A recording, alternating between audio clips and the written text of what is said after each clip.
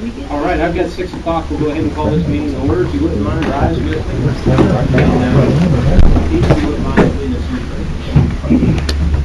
Lord, thank you for giving us the opportunity to come together to do business in the city. We pray as always that you guide our deliberations and decisions we make this evening. In your name we pray. Amen. And the flag is kind of hard to see. I pledge allegiance to the flag of the United States of America and to the republic for which it stands, one nation, under God, indivisible, with liberty and justice for all. All right, I want to welcome everyone out tonight. Thank you very much. Mr. Jim Hendy? Here. Mr. Jimmy Edmondson? Ms. Krista Hewitt? Here. Mr. Ron Maddox? Here. And I will work with Sarah Cummins and Mr. Clay Cooper absent this evening. All right, that constitutes a quorum. Do you have a copy of the agenda in front of you? Is there anything that needs to be added to that agenda? In new business item 3, Ms. Debbie Angel would like to address the council. So we'll move that to item number 3. Does anyone else have anything to add? If not, I entertain a motion to accept. Motion by Jim, do I have a second? Second by Ron, all in favor? Motion carried. All right, you have had a chance to read through the minutes. We'll take a look at those. I'll put those up on the screen. And we'll get down to the good stuff. If you need to take a chance or a moment to look through these.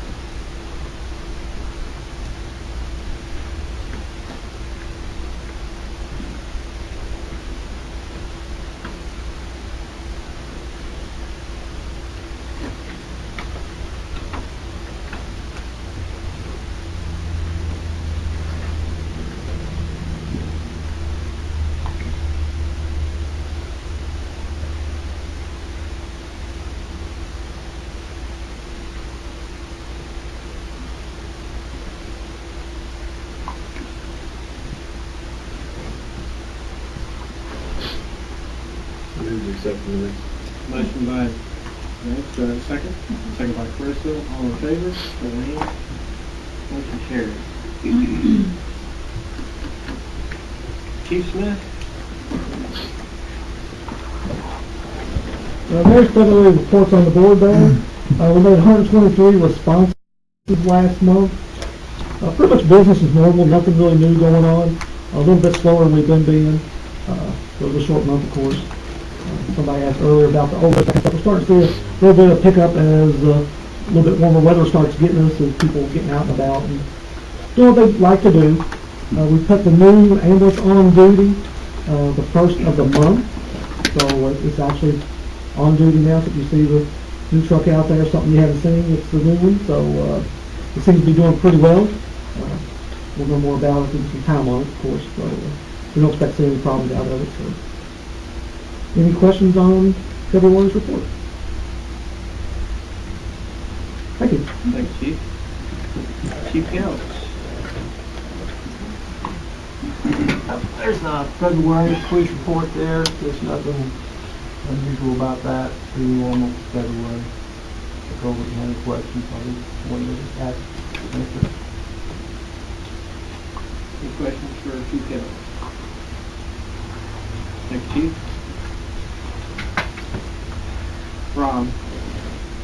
This was the work orders that we did for last month with the shut-offs.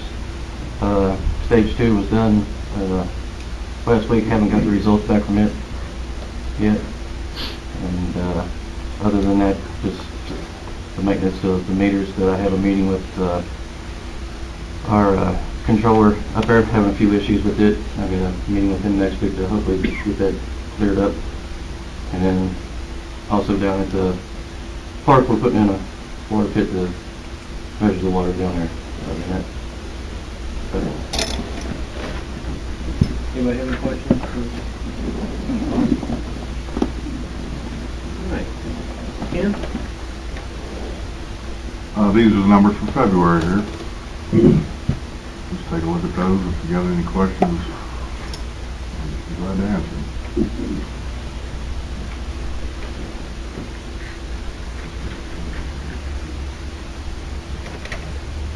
Get back about a little over 8 million gallons back to Williamstown for the month, with an average about 308,000 a day. Go down the footnotes there. We've actually started, it's been about 5 years since we did a system walkthrough, so I'm in the process of doing that now. And we're looking for infiltration and obviously any illegal taps in the system, try to get a handle on the infiltration. And we're going to schedule maintenance on Judith over here that will normally jet that line, and that's scheduled for this month as well. Very good, thank you. Is that smoke testing, or? No, it's just a visual right now. When it dry, it has to be a little bit drier weather for the performance won't dip. When do you think you'll be finished with your walkthrough?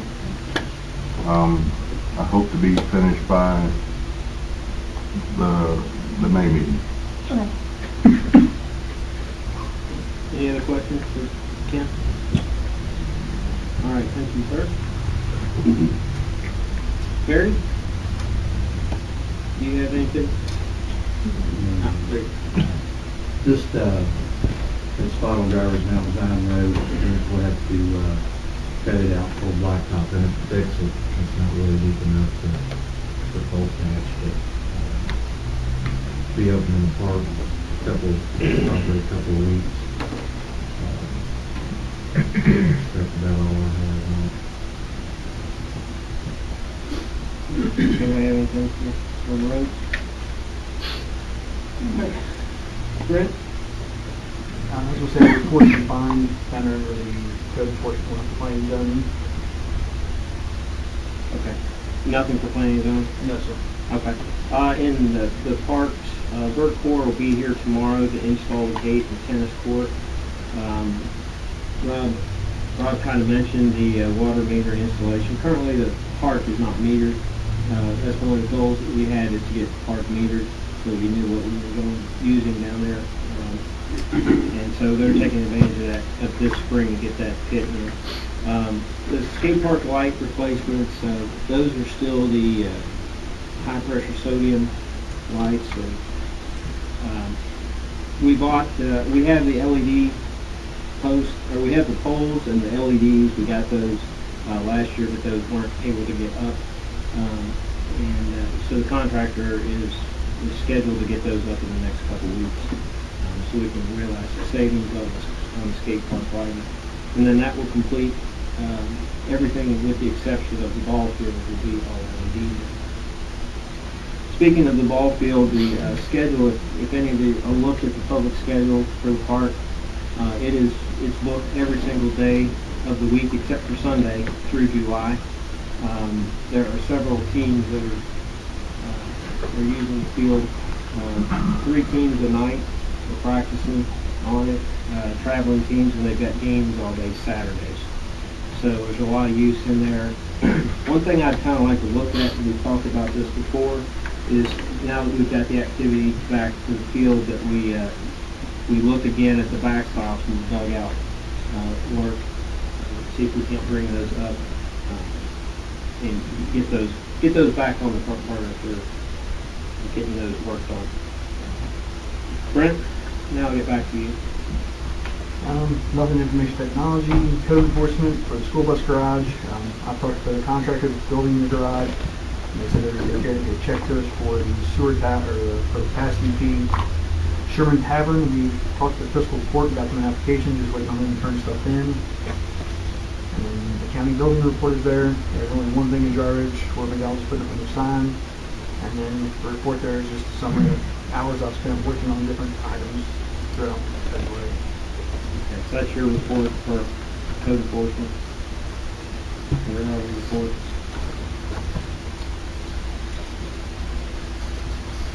All right, any questions for Brent on planning and zoning or code enforcement on those issues?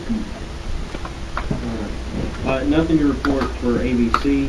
In the mayor's reports there, I won't take time to go through these, but these are the current profit and loss statements for the general utility and municipal aid fund, and the year-to-date current POs for the system.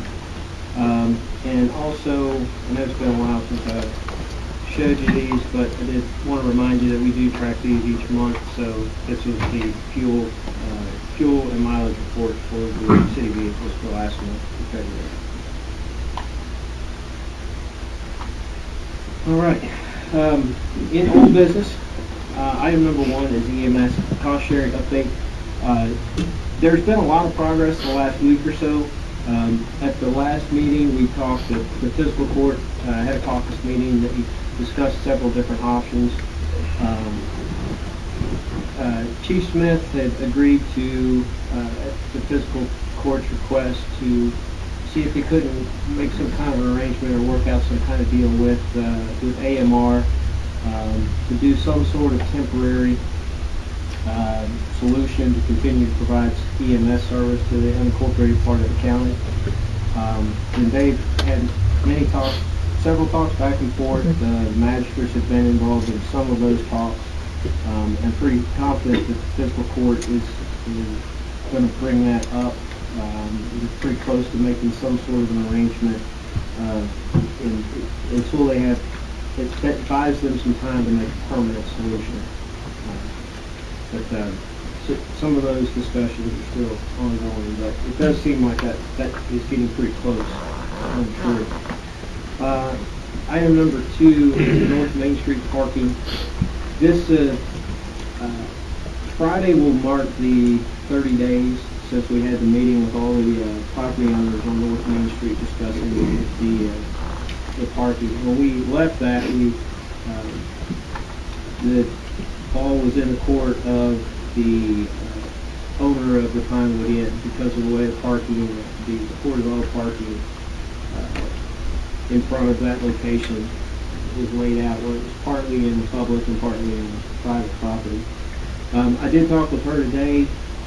She has asked for an extension of a few weeks so that she can have her property resurveyed. There's not a current survey of her property, and she's asked to do that before she made a final decision. She's probably going to expand the parking lot to accommodate that parking before we make any kind of final decision on what we're going to do.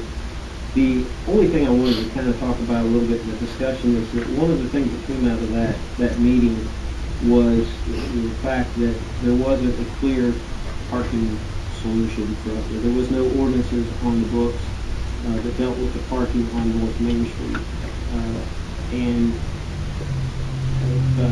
I think that now that all of the owners, the property owners, have come together to discuss how they want to handle that parking in front of their buildings, this would be a good time to go ahead and just to complete that section and discuss the on-street parking for that location. So I just kind of wanted to mention it just to get it out there. We can work on that through committee before it comes back to council, but obviously there's nothing ready for that yet. But any discussion on that? You think that's... She wants 2 weeks extension for, She said she didn't know how long it would take to have a survey done for her property. She said it would probably be at least 2 weeks. But I don't think I asked her how the parking was going up there. She was having problems with her tenants weren't able to park.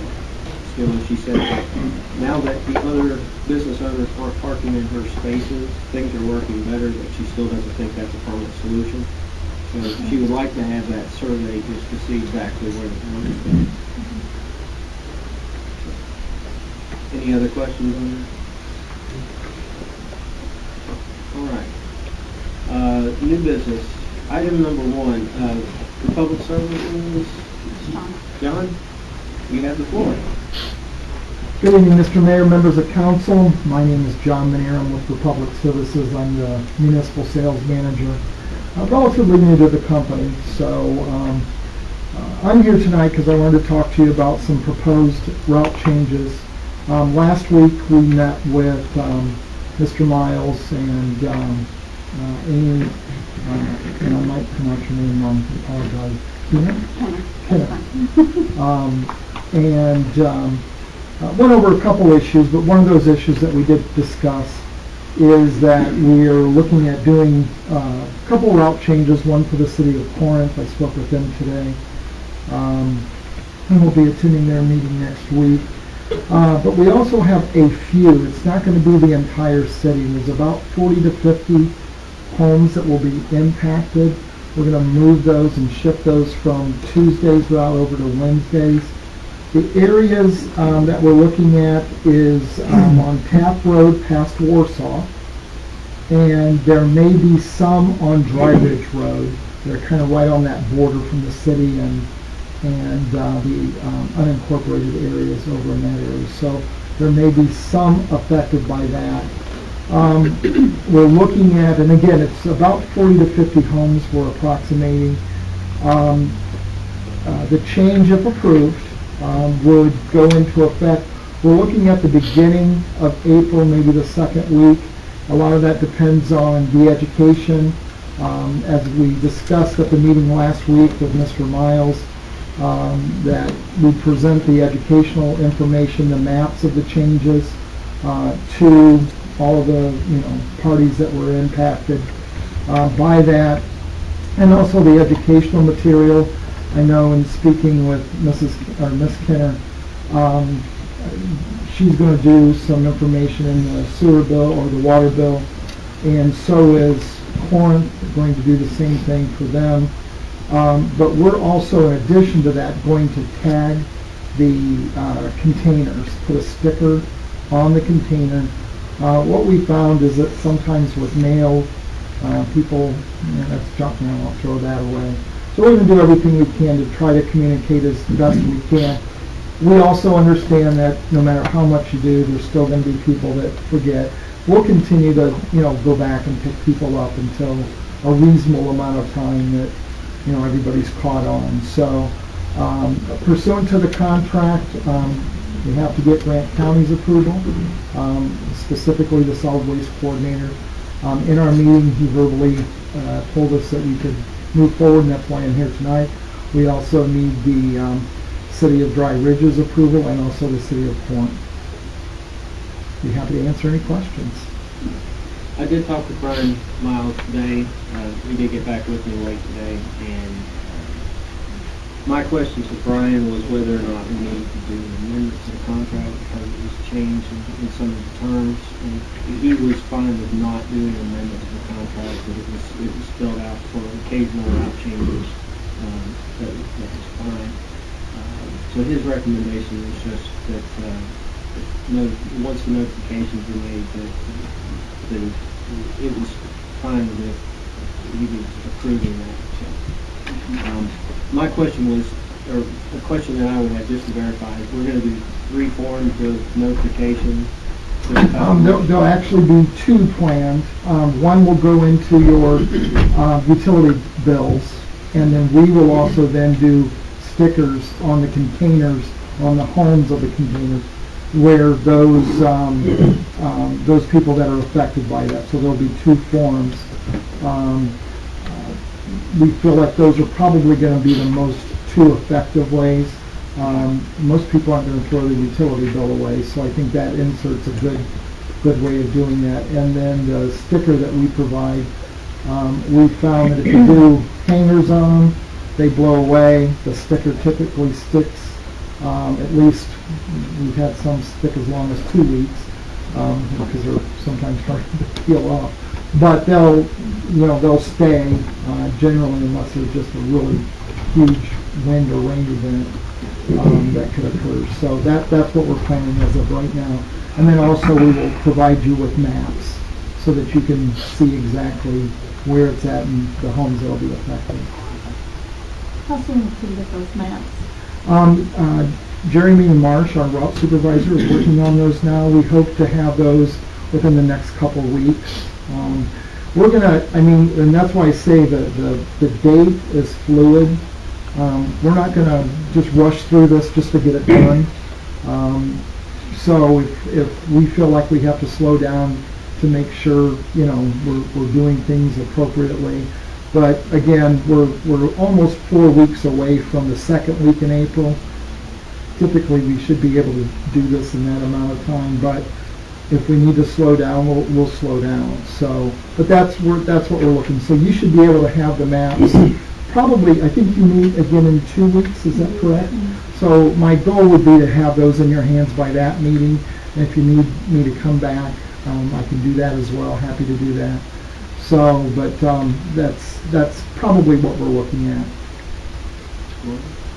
Will the routes for the recycling be affected? Everything that's, and again, I apologize, I'm still new. Your recycling occurs when? Same day as your trash?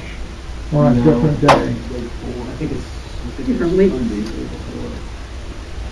Okay. I'll have to check on that, Mayor, because all they told me, and I think all we discussed in the meeting was the trash.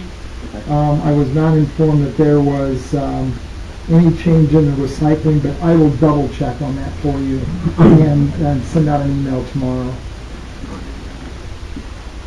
Does anybody have any questions? Public? All right. Thank you very much. Thank you. Appreciate it. All right, item number 2 is the water sewer rate discussion. I don't know what you mean by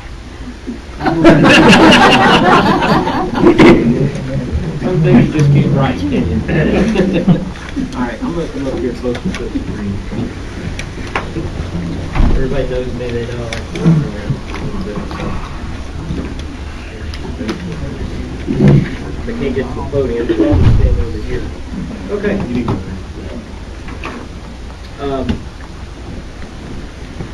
I think that's kind of the crux of what everybody's here for tonight.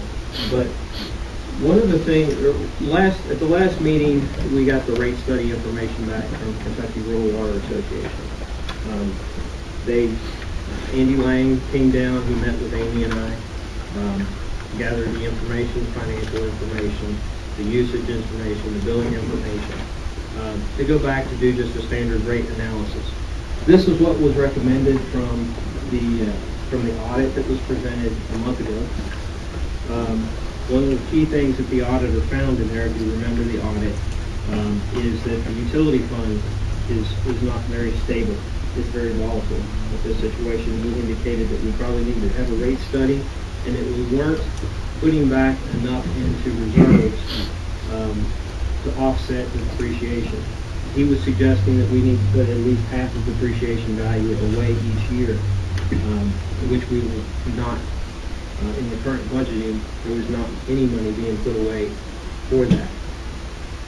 So we had Mr. Lang do the water rate analysis study, and if you remember, this is what I presented last month. This was the study from Kentucky Rural Water. All right, let me just go through this real quick. I know we talked about it a little bit at the last meeting. What they do is they look at the 2 years previous that were audited, or the 3 years previous that were audited, 15, 16, and 17. This audit is the one that was just completed. The audit is here if anybody would like to see any of these audits. This was the audit that was just completed. This is the current year that we're in right now, fiscal year 18. So this is where they made a projection of where we were going to finish this year. And then what they do is they make a projection into 19 of where they're assuming, or where they're projecting that our finances are going to be, what our expenses are going to be, what our revenues are going to be. One of the things that they asked when they were here was they asked, what kind of expenses or revenue changes do you think that we're going to see? As far as the revenue changes, we have no plans at this point to do any sort of revenue increase. So there wasn't much to add on that side. On the utility expense side, we knew that we had certain things that were coming down the pipeline. These were things that we had talked about. We knew that once the Williamstown Water Treatment Facility, the new treatment plant, went online, after it was online for for a few months, that there would be a study completed that would then recalculate what the efficiencies were in the plant and then redevelop what the rate structures need to be for that plant. Now that is a very general knowledge because that's about as much as we knew, and that was coming from a meeting from about a year ago where two of our council members, two of Williamstown council members sat down at Williamstown and discussed the contract. But we knew we were going to have those changes in there. We didn't know how much to expect. We did talk to Williamstown. We reached out to Williamstown, and we asked them what we could expect to see as far as increases for next year. Vivian was unable to give us an exact number. Obviously, she's in the same situation that we are. We're not real sure where we're going to be at. So they were just forecasting some numbers that they were putting in. Her reply was 2% or more is what they were kind of calculating that we would see from the plant going online, that we would see as an increase coming. So what we did, because when we budget, we wanted to budget expenses on the high side. So we built that, we actually budgeted that for a 5% increase. That would cover whatever that 2% or more might end up coming in. So those were the only numbers that we gave Kentucky Rural Water when we were looking at what our expenses might be for the next year. We know we have maintenance on the system to do, but we knew we weren't going to probably be able to afford to do those things into the next year. So with that being said, they made the projections forward of where we were going to end up for next year as far as our operating income and loss. This is basically whether or not we operate in the black or in the red. And as you can see, the last 3 years, we have operated in the red. Okay, it means we're operating at a loss, and we're surviving on the cash that we had, that we've been carrying over for the past several years. Last year, we had to pass along a rate increase. We were given a rate increase from Williamstown, a 10% increase to our wholesale water rate. That took us to $5.01 a thousand. You remember, we had many discussions about the water rate. We ended up choosing, we did do an increase last year, and that increase took us to 1 penny over our cost. That's what our customers are paying right now. With that, you can see where we ended up is we course corrected. We went from operating in a loss to operating in black. Okay? The problem is that if we're projecting that we're going to get an increase, even a slight one, for 2019, then we're going to be back operating in the red again. Okay? Now this is what I presented last week. So these are all the numbers that you're going to continue to see. So what we did is we wanted to see what this was going to be moving forward for us. So we took this same information and we projected it forward a couple more years. I'm trying to get it all up here. This is the exact same information you saw, except for I didn't include 16 and 17 because we're in 18 right now. That's where we're at. And then we knew what 19 was going to project based on what the water rate study had showed.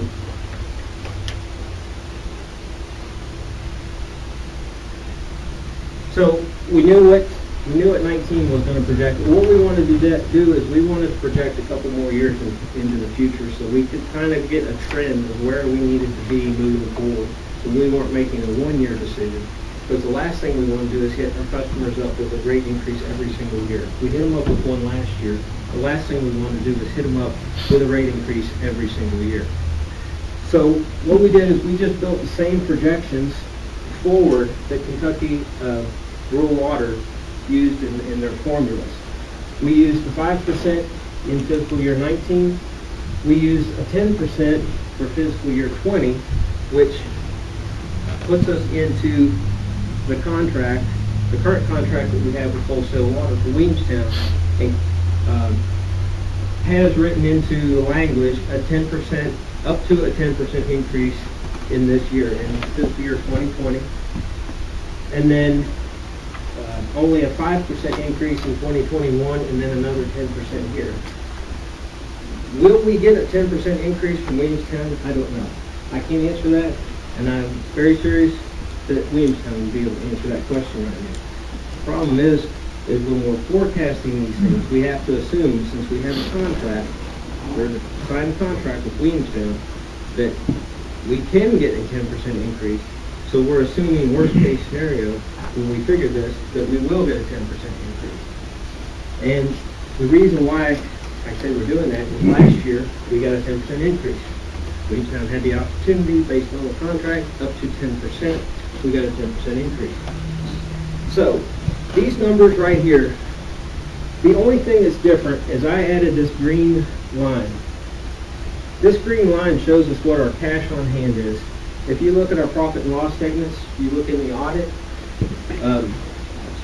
this is how much money we actually have in those accounts. Okay? Don't get too fixated on this, because this is an accounting thing. But profit and loss is what you're operating on. This is the money that we have in the bank. If we operate at a loss in 19, if we don't do anything, then all we're doing is taking from our savings to keep us afloat. Okay? So we end up robbing out of our savings to keep us afloat. And then the next year, well, we don't have any more savings. So now we're upside down, we're insolvent. And it gets worse the farther you go. So what we're looking at here is the fact that we have to do something in order to course correct again. We've already done it once, and it was enough to save us a year, but it wasn't enough to sustain us for more than that, for more than the year that we're in. So what we did is we looked at, I'm going to zoom this out just a little bit. This is what our current rates are right here. Last year, one of the things we did when we changed our water rates is we went to a 3-tier system so that we could try to spread that cost out to the users of different scales of usage. So this is our current rate system for water and for sewer and for trash. What we did in this calculator is we built a calculator where we could add what it would look like to do an increase in fiscal year 19 and 21. The reason why I picked 2 years in between is because I didn't want to try and hit our customers every single year with a rate increase. That's not fair. It's not right. So at the minimum, we needed to let them get at least 2 years before we hit our customers with another rate increase. So we built this calculator so that we could just throw some numbers in here. The other thing we did is we made sample water bills. If you got your water bill in the mail, this is exactly what it would be right now. If somebody had their water bill with them, they could actually, and knows what their water usage was, then we could tell you exactly what the bill was, and then we can forecast it based on the new rate. So, we looked at 3 different things. We looked at a residential rate, which is most of our customers are in the residential. Then we looked at commercial because we have a lot of commercial accounts. Not as many as residential, but we have several commercial accounts. The difference between the commercial and the residential, there is some tax things that are different, but the commercial accounts don't get trash billed to them. They take care of their trash on their own. And the other thing that we looked at was the schools. We have 4 schools in the city. And the school district uses a lot of water in the city. About 140,000 gallons a month at the high school alone. So I was really curious to see how that was going to affect the schools in forecasting for their budgets, because when they run low of money, they ask for a tax increase, so everybody pays for that. So that was really important that we looked at it. Now, if you go back to this line up here, what our goal was to not operate in the red. Our goal was to try and get us where we're operating in the black. Well, with this calculator, we were able to figure out if we pass along an 8% increase this year, or the 19 year, taking effect after July of fiscal year 19, that's going to get us operating in the black for 19. And then 20, we're going to be operating back in the black, but we can live off of our savings. Okay, it's about as minimum as we can go. All right. And by doing that, if you look at a residential customer, this is a 2,000 gallon customer. This would be a minimum bill for a person who uses less than the minimum, or up to 2,000 gallons. Their bill would go from $73 to $78. It'd be about 6.8% increase. And some of that's because trash doesn't change and some tax things. But the problem is this doesn't take us too far forward into the future. Yes, this kicks the can down the road for another year, but we'll be right back there next year trying to look when we're budgeting, what are we going to do for 2020? So we have, if we look at doing another increase in 2021, then what would that increase be? Would it be 8%? Well, 8% still has us operating in the red. Okay, would it be 12%? No, we're still in the red. We're doing better. No, and actually, to get back operating in the black, it takes a 30% rate increase to get us to operate back in the black by 2021. All right, 30%.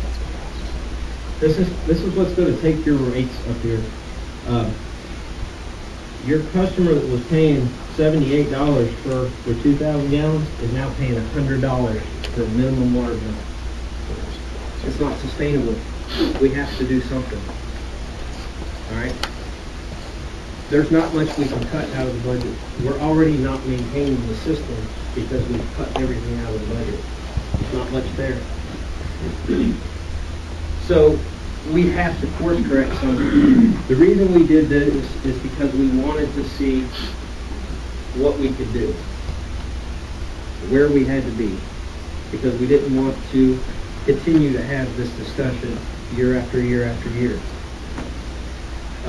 Over the course of the last couple of years, we've had some open dialogue with Williamstown, and I'm glad that Mayor Skinner and Jeff Shipp is here tonight. Maybe they can answer some of these questions, but we've tried to address with Williamstown about renegotiating this contract.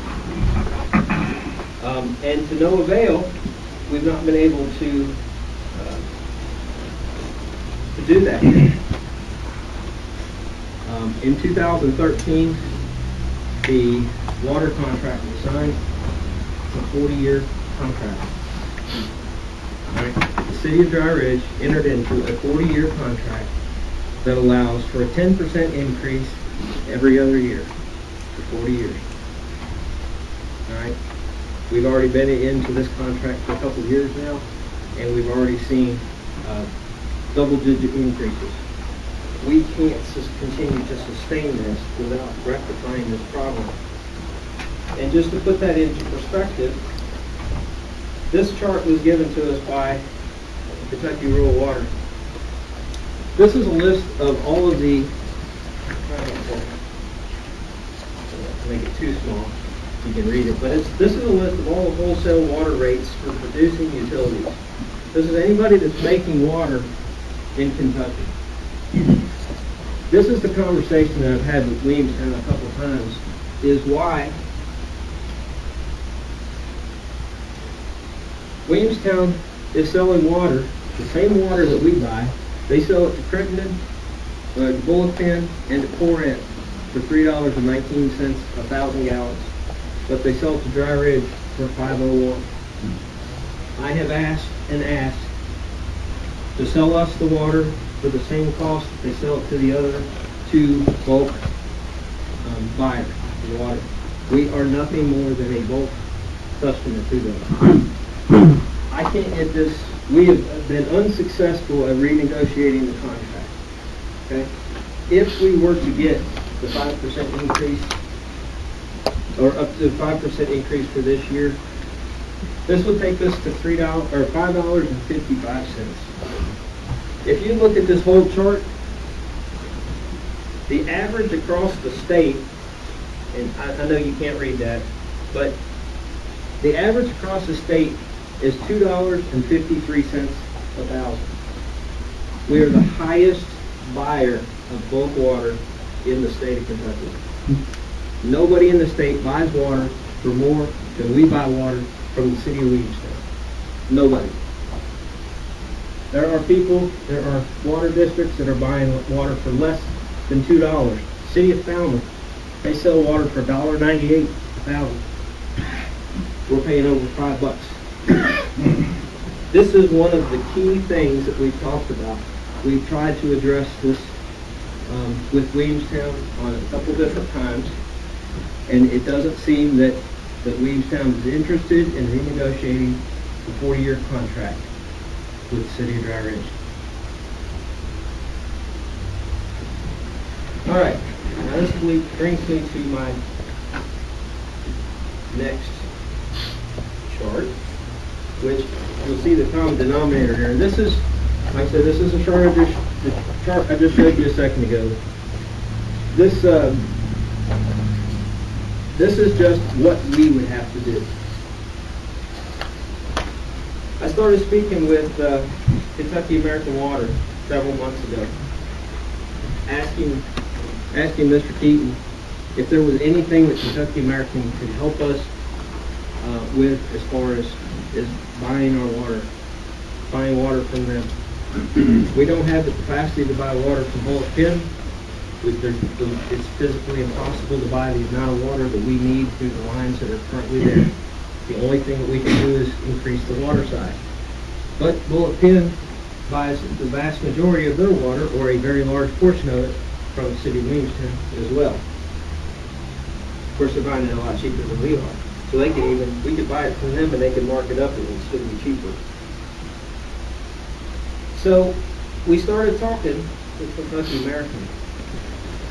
Now if you look at the same calculator here, I'll try to get it the same size. This is, if you use the 8 and the 30% again, same numbers that we used a minute ago in the first calculator. Alright, this keeps us in the black somewhat for the next couple of years. It doesn't fix us long term because by 2022, based on those numbers, we're almost insolvent again. Okay, so this isn't the end all number at 8 and 30, but this gets us 4 years down in the road, and it's really hard to forecast past there. You never know what's going to happen. The system is aging, it's getting older. We don't know what's going to happen. But we sat down and we had a discussion with Kentucky American, and they made some predictions for water rates.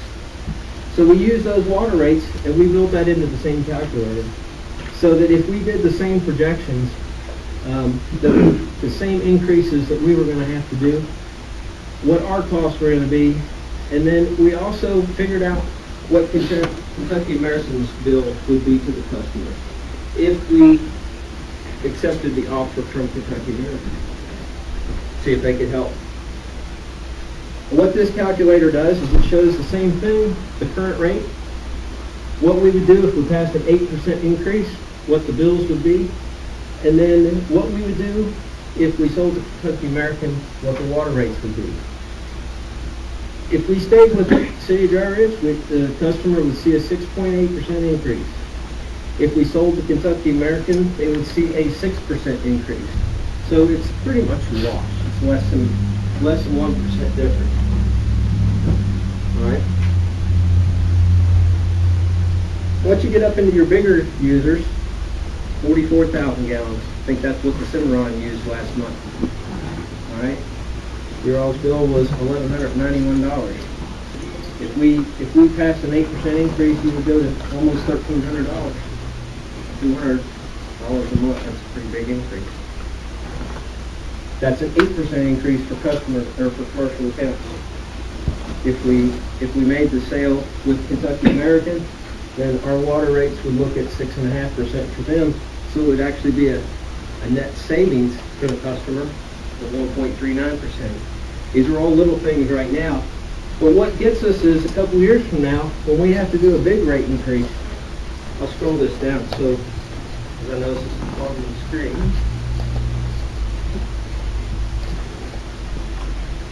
But when we do that big increase, that 30% increase, we go from, if we did it ourselves, we would have almost $100 water bill.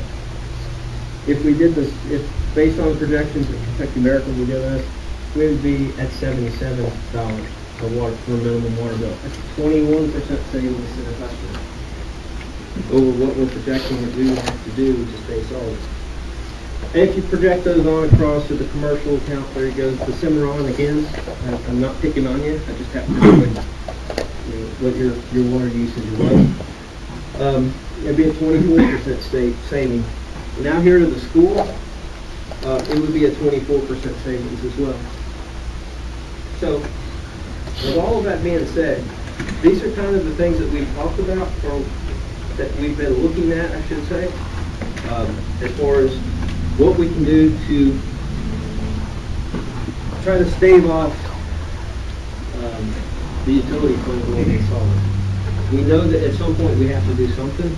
We know that one of the leading factors of the utility fund and the route that it's going is the fact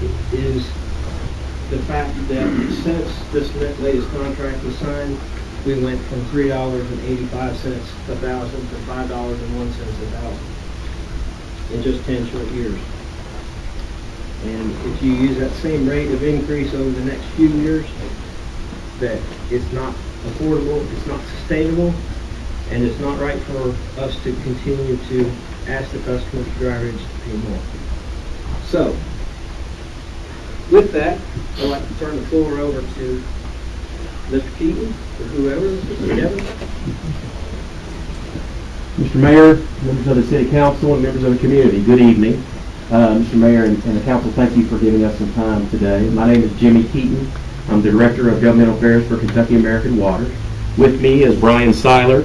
He's our Manager of Business Performance. We have outside counsel with us today, and Lindsay Ingram and Jerry Woocher, Stoll King and Ogden. And I'm going to turn it over to our Vice President of Operations, Kevin Rogers, who will be giving the presentation. We're going to stand, Mr. Mayor.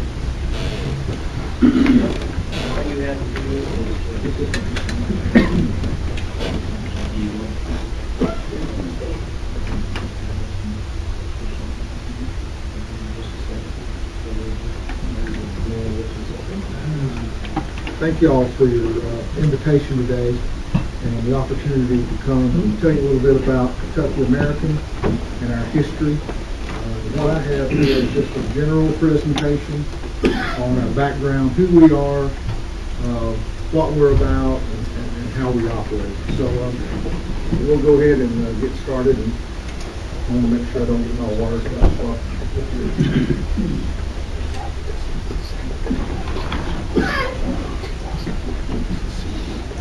We are the largest investor-owned water and wastewater provider in Kentucky. We acquired a water system in Lexington in about 1885 from three businessmen that started in 1882. We've been around over 130 years. We have 135 employees. We serve approximately 500,000 people in 14 counties. One of the real significant things is we are locally managed, so we have access to national resources and expertise. And the way that works is in the counties we serve as our territory, we're serving large and small areas. Tri-Village, Deer Lake, Owenston, Millersburg, Lexington, good part of Georgetown, Scott County. As of last Wednesday, we closed and purchased the assets of Eastern Rockcastle Water Association. So we brought their 2 employees on board as part of our team, and their 600 customers, and now they form our southern division. We have a northern division in Owenston, and we have the central division in Lexington, and the southern division. We have 3 water treatment facilities that total about 85 million gallons a day capability, 22 pump stations, 32 water storage tanks. It really isn't important necessarily to this conversation, other than just to show our scale and our expertise and our capability. And we own 2,000 miles of water mains. So we have a pretty wide footprint, and we have expertise in small communities, large communities, and we are locally managed, locally run. You know, when you look at our philosophy, we have a commitment to the quality of service. We are part of the National Partnership for Safe Drinking Water, which is an organization partnering with American Water Works Association. I believe that's the largest trade industry research organization in America, and the EPA. And the EPA sets water quality standards. And everybody talks about the standard, and a lot of people, most people are trying to hit that minimum standard. And we as an organization don't want to be an industry of minimum standards. We are volunteers as part of the 20 years to the Partnership for Safe Drinking Water, which means we voluntarily hold ourselves to much more elevated standards. There's over 50,000 water systems in the United States. Only about 200 are part of this elevated standard. So we hold ourselves to a high standard to exceed the water quality. We do work on our system. We invest in our system. We maintain our system. We invest an average of $20 to $25 million a year that's spread across those 130,000 customers.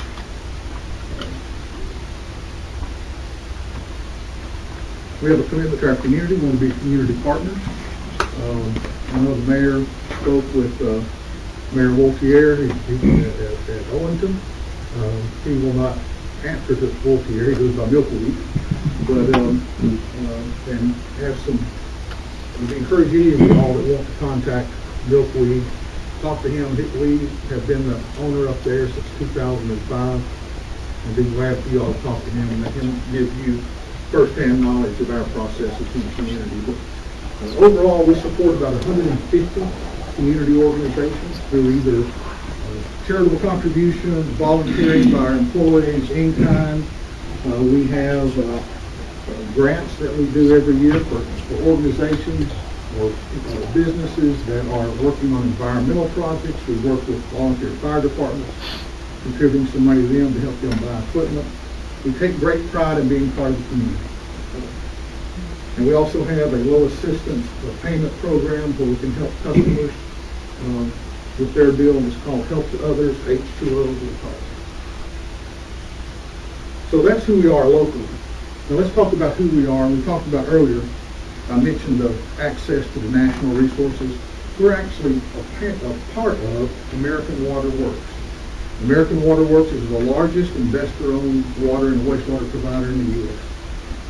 We go from the East Coast to Hawaii, Canada to Florida, and we serve about 15 million people with water operations in about 46 different states.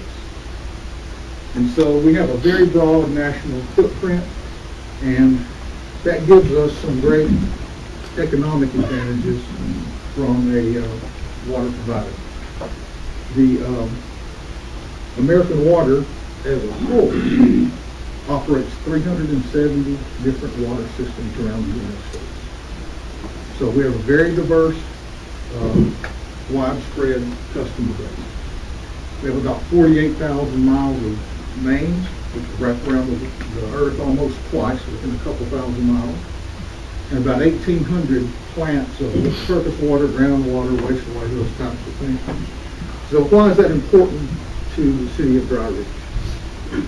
Whenever we go each year and buy material, we take all those water systems and pool their needs, and we go to the pipe manufacturers and tell them, we're going to buy X number of millions of feet of pipe a year, give us your best price. And the Kentucky American customers benefit from that. We go to the meter companies and say, we're going to buy X number of hundreds and hundreds and hundreds of thousands of meters a year, give us your best price. And our customers share in that. Do the same thing for vehicles, for equipment, technology, chemicals for our water treatment. So one of the real advantages that we can bring is we know we're going to do work in all of our systems. And if we own the city of Dry Ridge's water system, we're going to do work. There's maintenance that's got to be done, but we're going to do work. But the thing about it is we can buy it very economically, far more economically than we could buy it just as Kentucky American by ourselves, because we're buying it. Now, I'm not saying that prices are not, I'm not going to say rate increase is not going to happen, but we can do things very economically.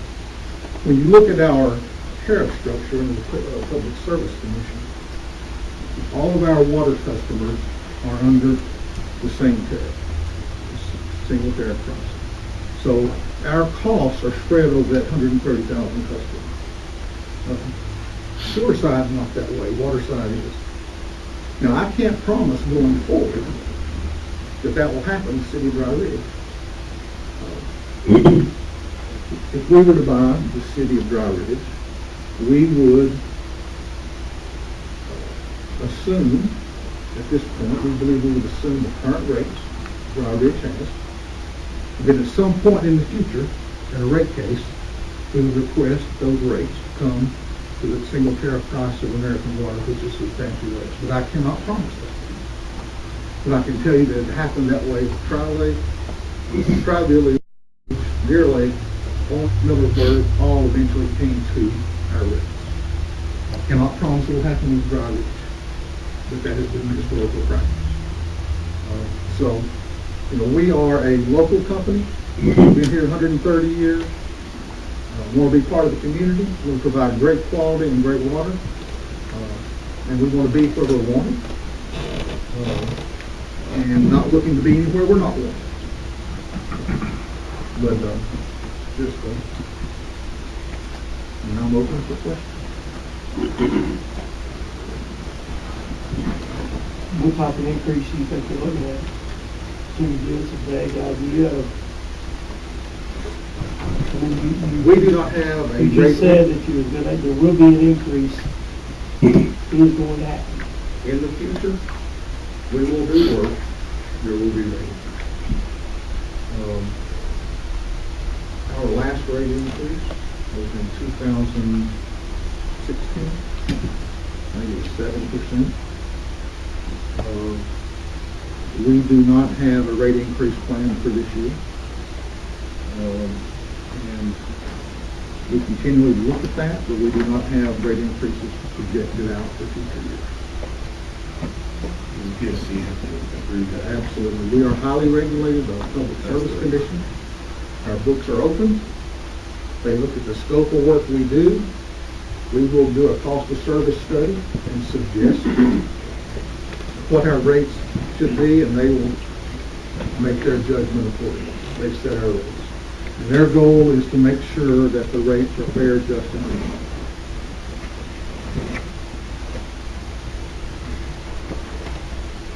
We are not allowed to set rates by ourselves.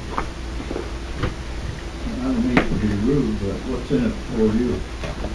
It is important for us, if the business isn't growing, it's dying. And part of the benefit that we have is a larger customer base. The more customers we have, the more we can spread the cost over those customers.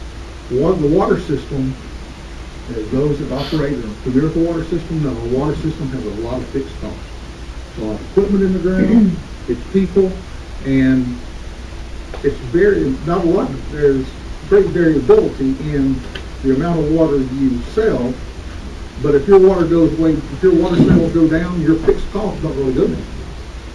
And so the more customers that we can have, the better it is for the cost for everybody. That's why we have that's why being a national company, where we can spread those costs into the areas. Have you gotten as far as the wastewater treatment, how that We have 4 wastewater facilities here in Kentucky that we operate, and we would operate it as well. We would buy this and operate it as well. You know, you owned Lexington for how long, but, 1882. I mean, wasn't there a sale of the last decade? No, there was American Water as a whole was sold in about 2005. I think a German company bought it. It's kept about 3 years. We're an American-owned company. We're publicly traded on the New York Stock Exchange. What has, if you know, the rate increase annually in Lexington over the last decade, annually? I do not have that specifically. I can tell you that there was a huge water shortage issue in central Kentucky. Restrictions. I've been here about 2.5 years, came up from Tennessee American. To understand during that time in the 90s and early 2000s, and some of those here that have lived here know, in the heat of the summer, it was not uncommon to go on restrictions in Lexington for car washes. You couldn't water, had to alternate days. You watered your grass, washed cars, you had neighbors turning on each other, turning people in. He's got green grass, he was watering at night. There was a huge issue. And in 2009, Kentucky American opened for $20 million, for 20 million gallons per day water treatment plant in Owenston. And what that is, maybe this is too much detail, I think it's important for you to know.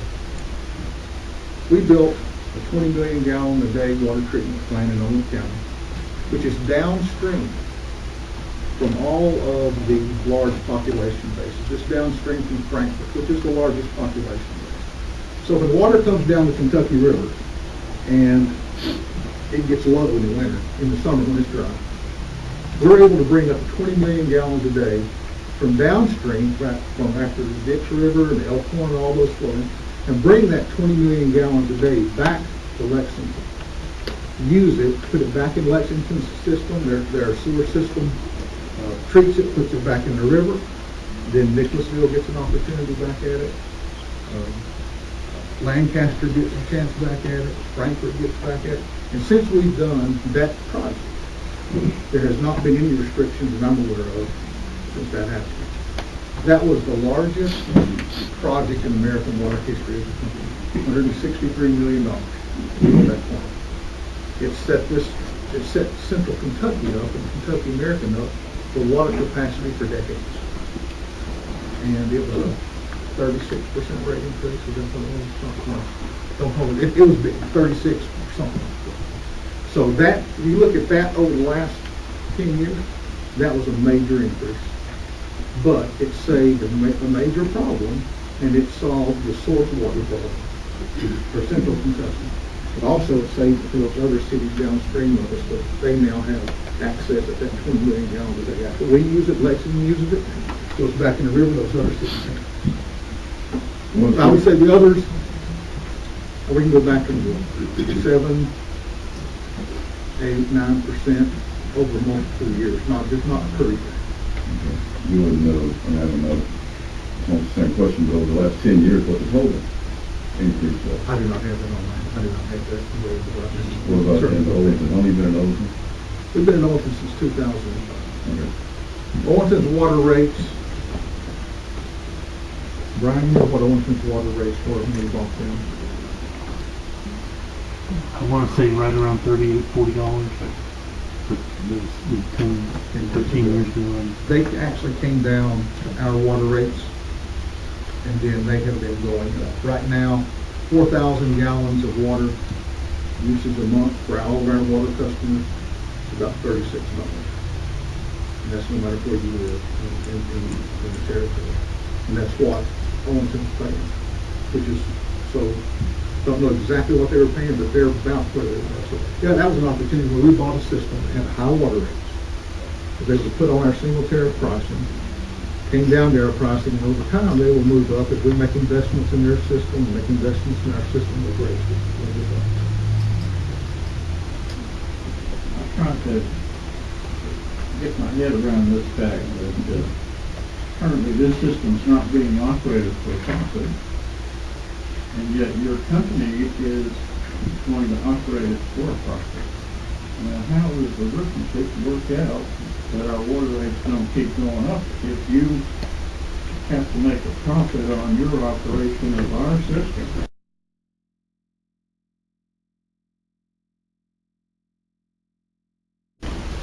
How does that work? Zero is the return on the investments we make. We're not guaranteed it. They impute what they think a return should be at a certain water sale and what a profit should be. It's up to us to manage it efficiently. The thing where we can really be effective is the fact that we can buy materials and do construction and maintain things very effectively, but we can buy things substantially cheaper than can for a standalone utility. What did Millersburg rate go down when you took over? I do not have that, but I can, if you'll give me your name and number, I can give you my card, I'll tell you. I'll find out and get that to you. Brian, do you know right off? Question what it came Well, down what's to? Millersburg's rate before and after? I'm sorry, I don't have that. I don't have that at So here's hand. my card, and I can, if you can get me your name and information, I'll get that information to you. And I'll provide that to the mayor so we can make that.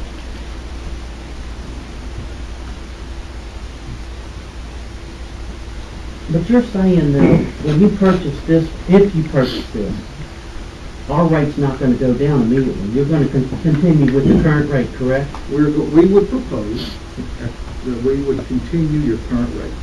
And how long will that take? Like, how long does it take Owen County to go down to your rates?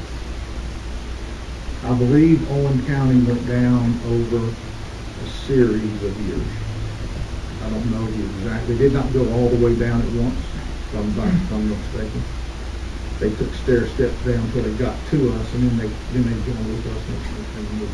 But you're also saying that there'll definitely be a rate increase here. So I'm how saying- can we ever go down? I'm saying, well, right now, what's your rate for 4,000 gallons? 47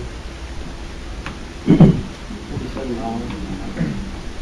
Say it's $47. Our 4,000 gallon price is $36.40 or 50 cents. We would propose whenever we buy this system, that we would keep the rates the same as they are.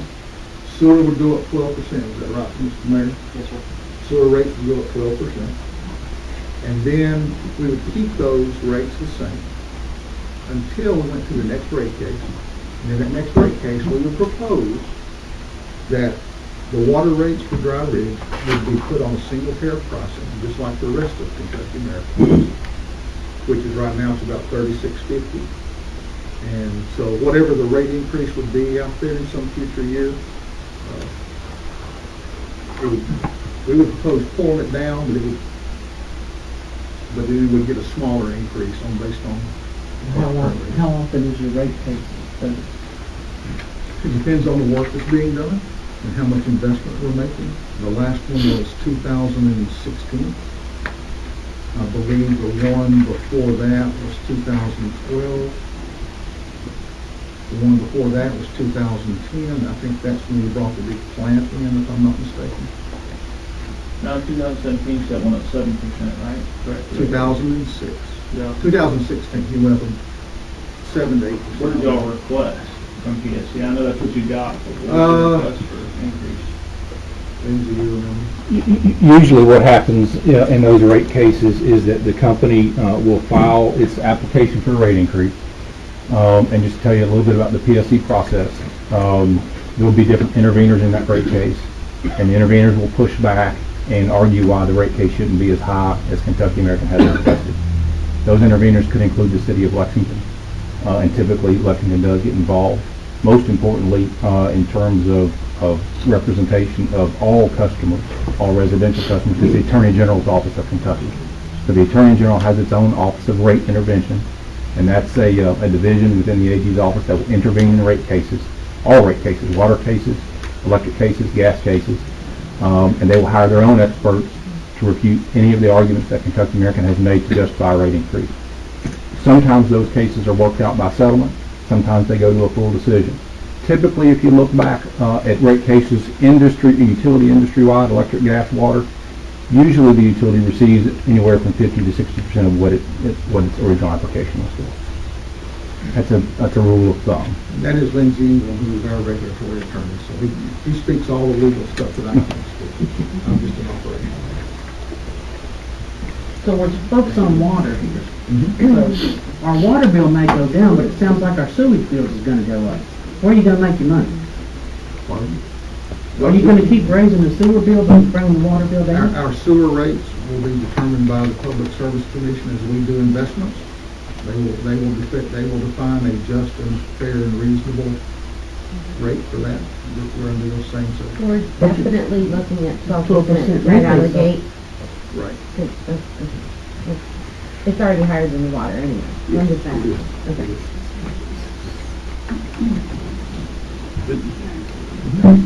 Let me see if I get this okay? If you buy, yes, we're gonna have to start out with a rate increase to our sewer. But if you want a rate increase after that, the city of Dry Ridge, you have to go to the PSC and say, we want this, and this is the reason why. And instead of basically every other year, right at this point in time, we could go up to 10% without any question. We cannot do that. That's, okay. If I understood the mayor right, basically, if you want a 2-year, every 2-year, 10-year, that's 10% increase. So that averages 5%. What do you project your increase to be? Based on our operating costs. I mean, just one way, you said 1.8% after you've asked for more and dealt down, but I understand. But just by his numbers, every 2 years, 10% increase, which was distasteful. The water purchase price is dictated by the contract. And so that would be, if we go in and buy Dry Ridge, our position is that we are successor. And we are bound and have the benefits of contract obligations. We're bound to provide water service. We're bound to provide compliance. We're bound to hire the employees if they meet our normal drug testing, background screening, interview process. And we're bound by the contract obligations that Dry Ridge has. And so the increases that we see would definitely be impacted by Williamstown's increases. But our advantage is the other costs that we would incur.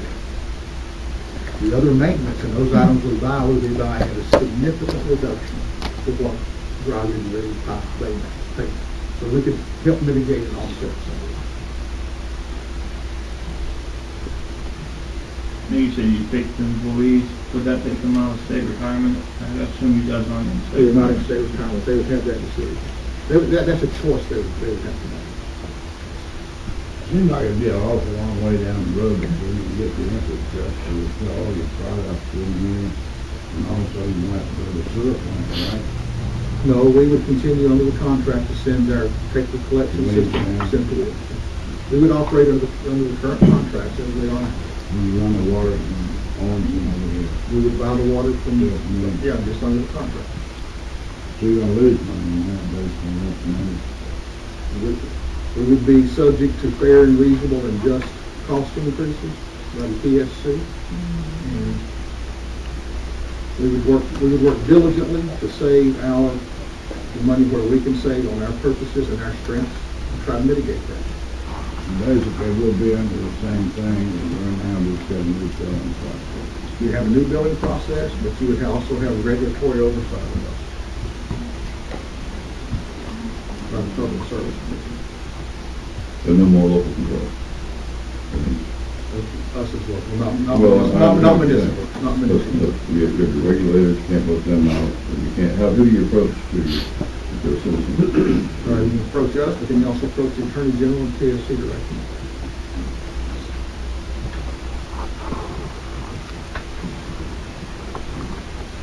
Good question. Thoughtful question. Good.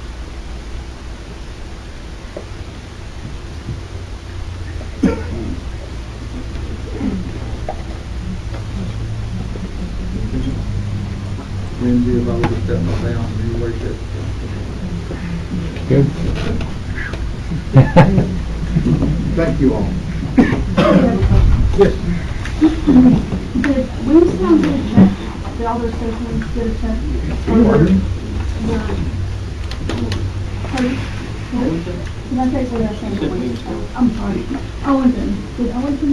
No, Owington is owned by the municipal, and the money that was paid for the Owington system, they used to pay off the debts, retire the debts on the system, and then whatever's left over, they kept for the general fund. No, I'm talking about the citizens. Nobody told you the citizens got a $200 check? I'm not familiar.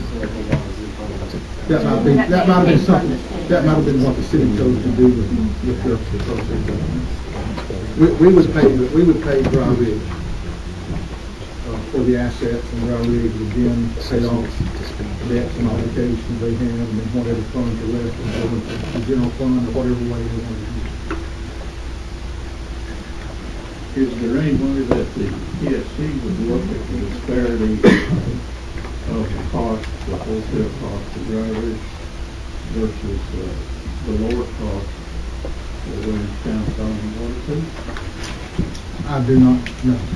Municipalities are not subject to regulatory control of public services. If it's municipality, two municipalities, it doesn't fall under the purview of public service commission. But one of your strong points is that if this went through, the PSC would be involved just with your proposed rate? They would be involved with their proposed rates, and they would also be involved they would factor in, tell me where I'm wrong, make sure I don't understand, they would factor in other costs that we incurred, like some contracts, and how they would handle a particular contract, I cannot speak to them. They're going to look for fair and just and reasonable rates. I would not try to speak to this. We're operating under the assumption that we're going to be following under the obligations and associated. Have you seen the contract? I have. That's And we'd be glad to talk with you guys about it anytime you want. Tonight or later, we'll be back. We do not want an adversarial relationship in any way, shape, or form. What are the prospects, if any, that Kentucky American would run its water line over here? That would all be dependent upon contract obligations and what we could and couldn't do. Depends on how it's addressed in the contract.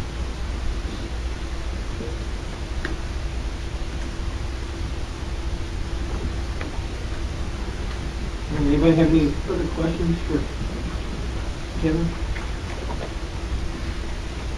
I know there has to be questions. Kevin, could you maybe address, if a sale were to go through, what would be the, how would the employees Okay, great. be affected by this? It's very important for us that we have qualified folks that know their system. The water system is very unique. We need folks that know the system, know the customer base. And so the process is, we would give priority to current employees. And they would be subject to the typical American Water hiring process. We'd sit down and interview them with the full expectation that the interview would go well. And they would go through a drug test and a background check. And what goes after an interview, drug test, background check, things clear, they would come. And, Eastern Rockcastle County, that was acquired last week, they had 2 employees, they both are part of our team and are happy as well. What about what they get paid, like their compensation? Do you just assume, salary? We price our models based on what our employees make and our benefits package, which is very, very good. And I don't recall what your employees make, but I believe they would be happy with the package. Would they report here to Gyres, or they have to travel? They would live here, work here, they would be a home-based reporter, as we would call it. So they'd have their company vehicle here, they would get their work. We have a computer system with tough books where orders are assigned to our customers here. We'd call our call center, report an issue, and that order would be dropped to them immediately. And then they would have it, they'd wake up in the morning, turn on their tough book in their truck, and they would have a list of work for the day. For like repairs and that, where would they get the equipment and that, or? If there's current equipment here, we would be keeping that, looking at it. If it's up to standard, we would keep that. And then we would look at what work they can and can't do, and if they need help. If it's a sewer line that's 12 feet deep and it's a problem, we'd probably get a contractor in to help them. Just depending, I don't know what their capabilities are. We are a very safety-oriented company. We understand water is vital, but lives are more vital, and we're not going to ask our employees to risk their lives doing something that's unsafe. So would the facility be included if you purchased it, would the facility be included that we had storage for main clams? Mm-hmm. Our intent would be about looking at the inventory, the vehicles, the equipment, whatever. If there's a storage side, if there's a separate building that they would, we would be looking at. I don't know how that's structured. We haven't got that far into it. But would the choice be ultimately the employee's decision? The choice is the employees. We would love to have great employees that know the system, but it's their choice. We're not totally their choice. In the city of Dry Ridge, y'all need to look at what employees y'all need, what their roles and responsibilities are. And in these situations, we typically work through that process. Well, I've still got public works to do. They made those jobs may or may not be legal. So it would be a conversation about how many people you wanted, and you would have the opportunity to make sure you maintain yours. Those that want to come with us, go through the interview process. And if not everybody came, we had to hire some people, then we would open it up to hire whatever else we could. What about local payment options? How would walk-in customers? We have a pretty good percentage of walk-in customers. Okay. Even despite the mail-in and the online. Yeah. Local customers can pay, American Water customers can pay their bill at any Walmart in the country, any Kroger in the country. We would like to have a local payment option here where it's a bank or some other business that would sign up to use check-free. They can go in and make their payments. We typically do that. We also have, just from online, we have direct deposit, online payments, phone payments, what am I forgetting? Auto pay. Auto pay, we set up a just direct draft out of your account. We have a lot of other options, but from a local walk-in, any Walmart, any Kroger, and we would be looking for businesses here that would want to sign up for check-free. Somebody can come in and sign up. There's generally like a 65-cent charge for check-free in a company. How about a customer doesn't pay that? No, we would pay that. What about credit cards? Credit card debit. Is there a charge on purchase? I believe there's a processing fee for credit card payments. I believe it's $1.95 per transaction. That's one of those things we have requested. multiple times in rate cases with the Public Service Commission, hey, would you let us take that? And I said, no.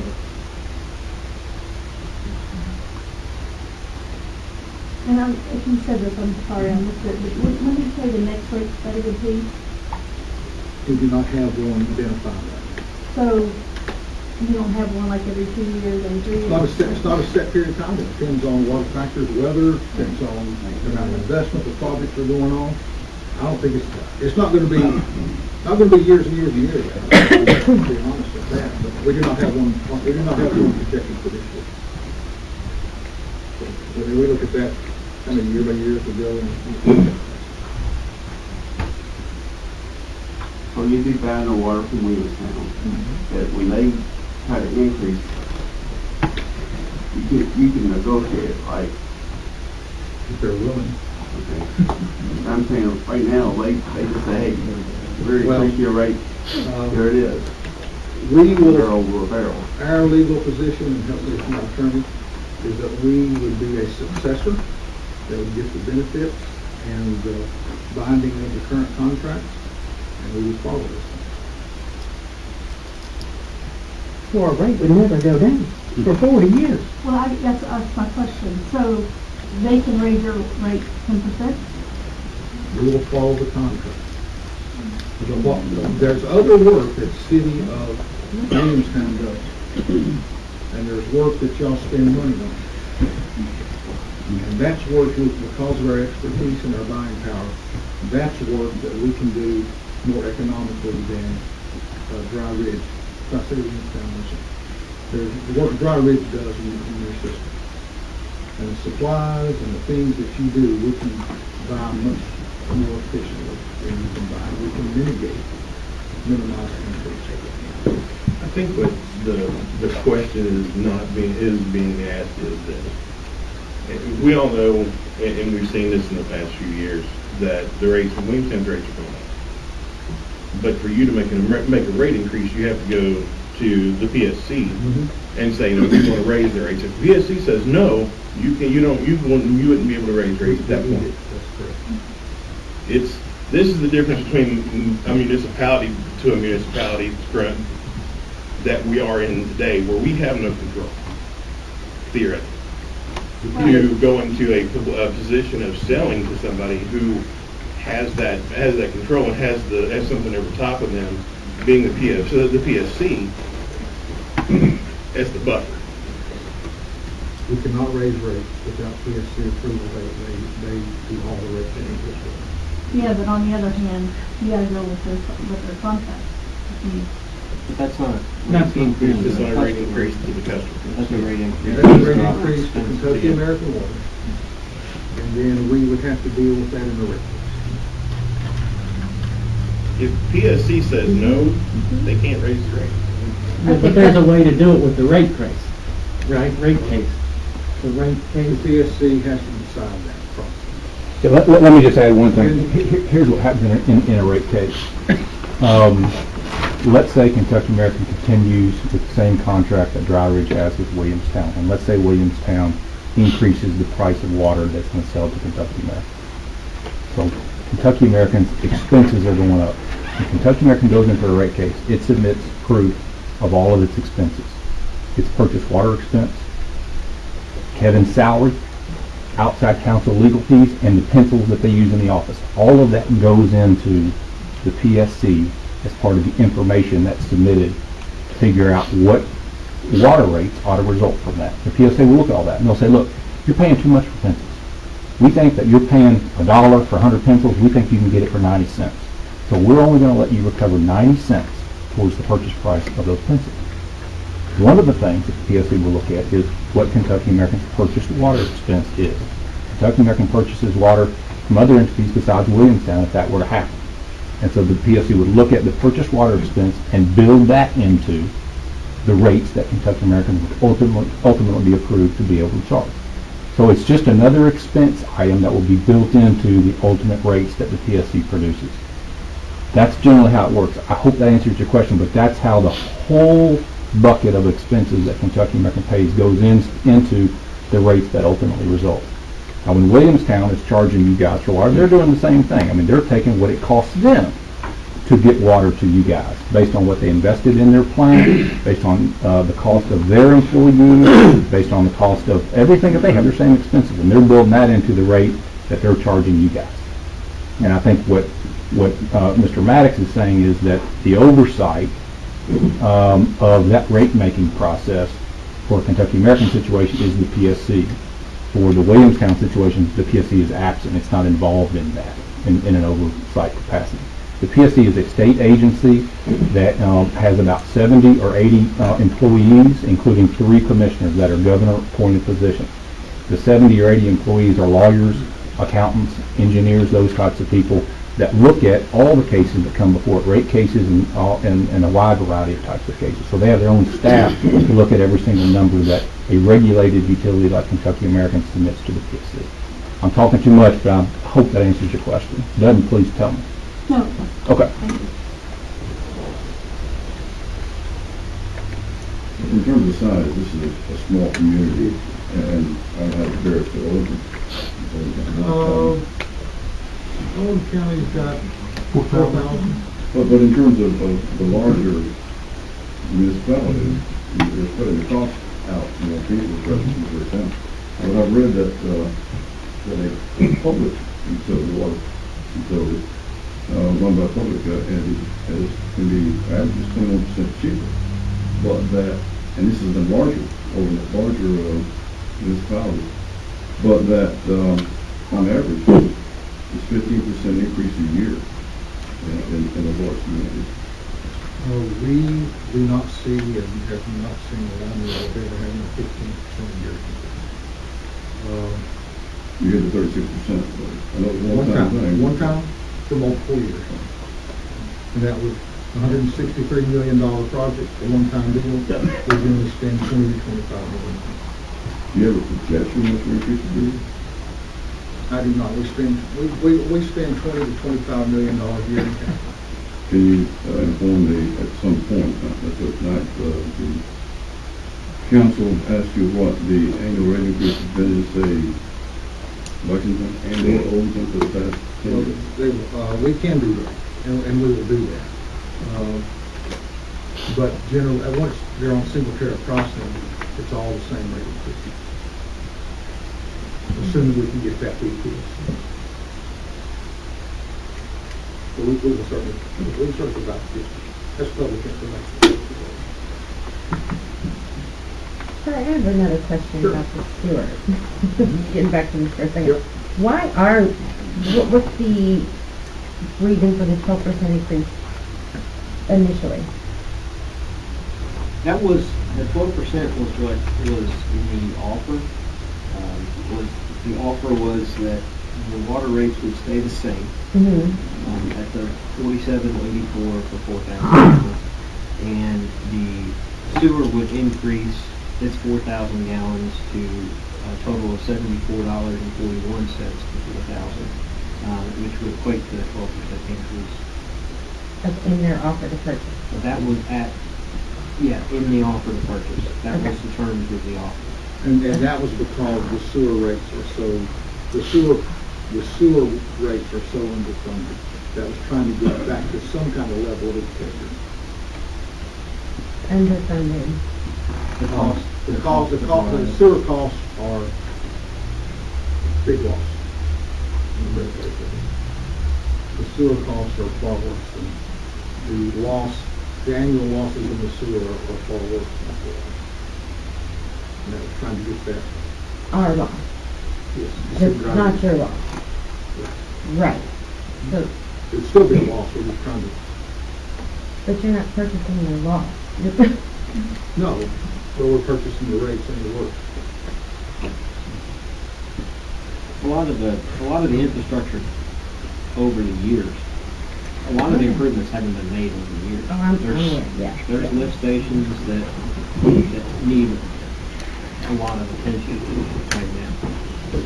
The money hasn't been, it's never been allocated in the budget. You can see that, we've gone upside down for several years in a row until you have to correct or you go broke. I think the maintenance and repairs line item for the sewer department, Ken, correct me if I'm wrong, is $35,000? Yes. That's the line item for repairs for the entire system for a year. And what's the pump cost when the windings? The last thing that Ken gave us was, what, 96 or 98,000? Well, I'm it's, just talking repairs. yeah, just your average repair was, it is generally $67,000 a pump, and, you know, it's only $30,000. There's never been the money, and we've never had the money be ever able there to do the upgrades to the system. And that's a whole lot of the problem with the system. I have a question to kind of go off of that. Sure. Okay, so let's say, if we were to sell, if we were to take over the system, a lot of our equipment is not equipped, like our stations need attention like ASAP yesterday. How soon would those be repaired, replaced, things like that? Like how soon would that work? Well, part of the process would be to do a engineering study, an engineering plan, basically assessing and triaging, taking into account the knowledge of the workforce, and then we would prioritize that work and build out a plan of how we would address things. We would build a work plan to work through how to improve that system, be able to improve it over a period of time.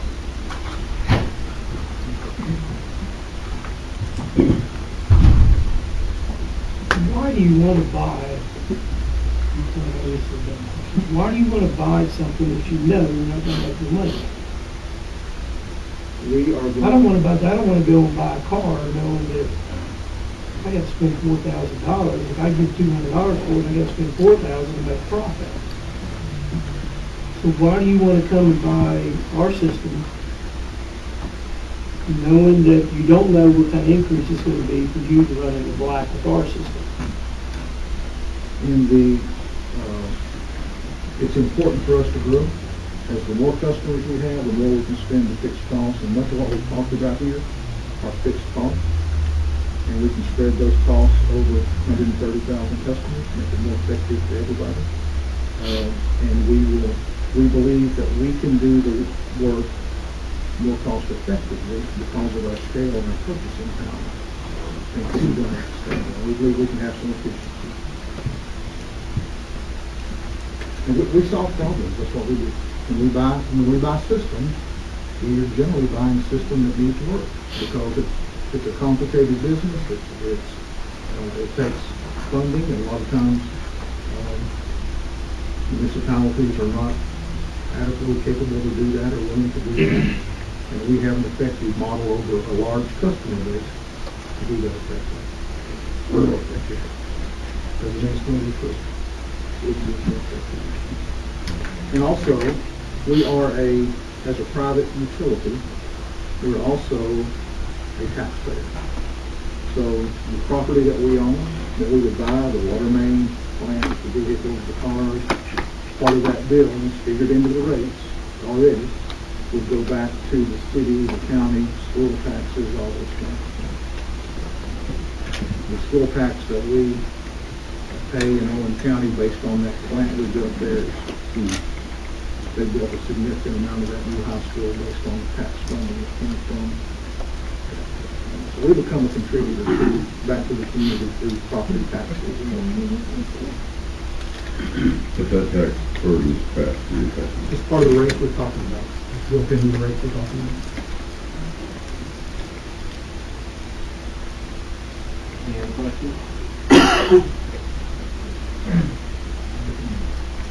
I've got one. I was wondering why that the last 2 years the operating loss on that item that we went back to that last time was up there over double for the last 2 years. And I was just wondering if the council ever made any transfers to the general fund out of any one of those line items. There's no transfers. The only time you can't intermingle the funds. The utility funds and the general operating funds of the city can't be intermingled. There are some, exceptions to that, and that, one of those exceptions is when we made the repairs to, Blackburn Lane, the water mains on Blackburn. The utility account didn't have the money to do that, on hand, so we, the general fund loaned the money to the utility fund, and we'll pay that back in the same budget year, so it's only doing that based on future. We'd like to have one that had the losses on it, not the income loss. Well, this one, the audit, No, it was a 4-year projection. is it this one? No, This is the 4-year projection. that's not it. I'll take these in out. I think that might be on it. Yeah. Yeah.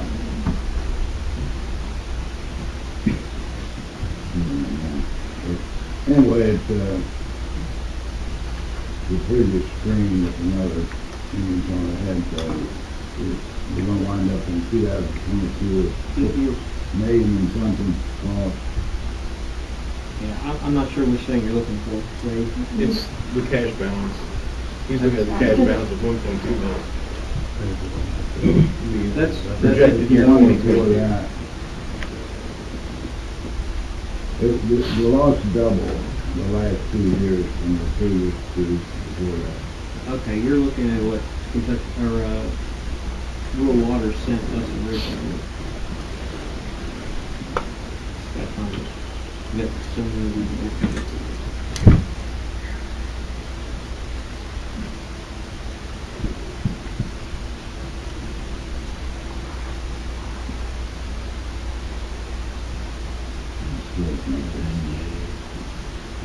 Well, it's no big deal, I'm just wondering why it was double in 2 years. Oh, I know where, I got that off the website. That's fine.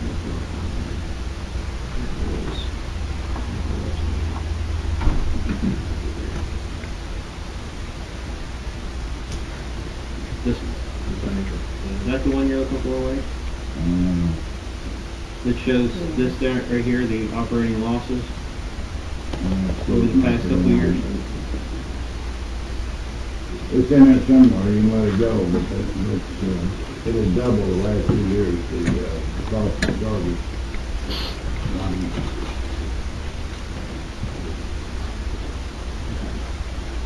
Any more questions? Anybody have any other questions? Do you plan to speak with Winston? Mm-hmm. And y'all set a date? Appointment? No, we're not, it's the first time I've that thing, we can hang around and talk, have an initial conversation immediately after this. Thank you all for your time, thank you for your questions. I'll be around for a bit, for anybody that has questions. Thank you for the opportunity. If nobody else has any questions, there's a couple things I wanted to talk about. Was, now that you've seen kind of a presentation from Kentucky American, what direction do you guys want to move? Do you want to look at this proposal a little bit more? Mayor, Sir. could I talk about it too? Sure. Hopefully, maybe I can answer some questions, and then Kentucky American might not be on the hot seat. Maybe you can put me on the hot seat, but Josh is passing out some bullet points that we prepared. I'm sorry we don't have enough for everybody, but if you'd let me read these bullet points through, maybe they'll help you some, and then we'll go from there. The City of Williamstown guarantees to the City of Dry Ridge, as previously stated, that there will be no rate adjustment until after the water study is completed and accepted by the Public Service Commission. The City of Williamstown agrees to perform a water rate study after the required 6 months of operation and the new plan has passed. The rate study could start in October of 2018 and would be expected to take 2 or 3 months to complete and another 2 or 3 months to be accepted by Public Service Commission. The Kentucky Rural Water Association has prepared a new study, this Andy Lane, using the same figures that were previously used and taking out the assumptions of the 5% wholesale water rate increase in April of 2018, the assumed 20% wholesale sewer rate increase in July of 2018, and the 10% wholesale water rate increase in January of 2019. As stated in the February 28, 2018 edition of the Grant County News, the city of Dry Ridge will finish fiscal year 2018 with a projected $128,759 in the black. Since the city of Williamstown would not be raising rates in fiscal year 2019, it would appear that Dry Ridge would also be operating in the black around $120,000 for that year. The increase in the CRS non-hazard rates could lower the bottom line to 12% of the two employees in the water and wastewater by approximately that $8,000. The city of Williamstown asked the city of Dry Ridge keep operating the water and wastewater distribution centers until after that rate study is completed. If at that time the city of Dry Ridge decides to sell their system, the city of Williamstown would be very interested in purchasing both systems. The city of Williamstown realizes the difference in the rates of Dry Ridge, Bullet Pin, and Car Rent, and will address the rates after the water rate study has been completed. So basically what's happened to us is we came to Dry Ridge in 2013 and they signed a contract with us, a mutual agreement, you know, with the 10% that we were talking about in the past. So we could raise it every 2 years. The only reason we had to raise it was because we was building new water. We will not raise that again until after a rate study. We got caught because we couldn't do a rate study because once they found out we were building a new plant, those figures wouldn't be the valid, you know, expenses that we would have under our new plant, because we know our new plant will operate a lot more efficient. So we were stuck with not being able to do a rate study until after the plant's done. They don't want us to start that rate study until after the initial startup with the different chemicals and stuff that would be used to start that. So we'll have a regular amount of chemicals and what we have to use. So after 6 months, we'll know what's going on. So the city will do a rate study then. And I believe what the figures I saw here, the 501 compared to the 319, that's not fair to citizens of Dry Ridge. I didn't do the contract, you know, we just followed it, but I guarantee you that we're not raising the rates again until after that rate study is done. And I don't think at that time Dry Ridge's rates will go up. I think they could, at the best, go down a little bit, no more than stay the same. We need to adjust the rates for car rent and the pin. That's obvious to us. So that's where we're at, so I'll open up the question. When did you say the rate study was for you all? The rate study we can do now probably can start in October. Our plant's going to come online, and we're starting to make money, We're starting to make water, but we're still doing a lot of tests.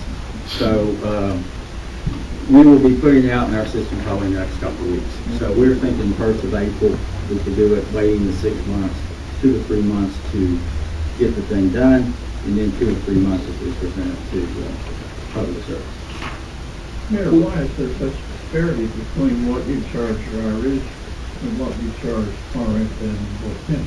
Well, those are water districts that fall under the PSC, and so you can only raise those under a rate study. So we were caught in that where we couldn't raise that rate study, or we couldn't because we couldn't do a rate study under the old water plant.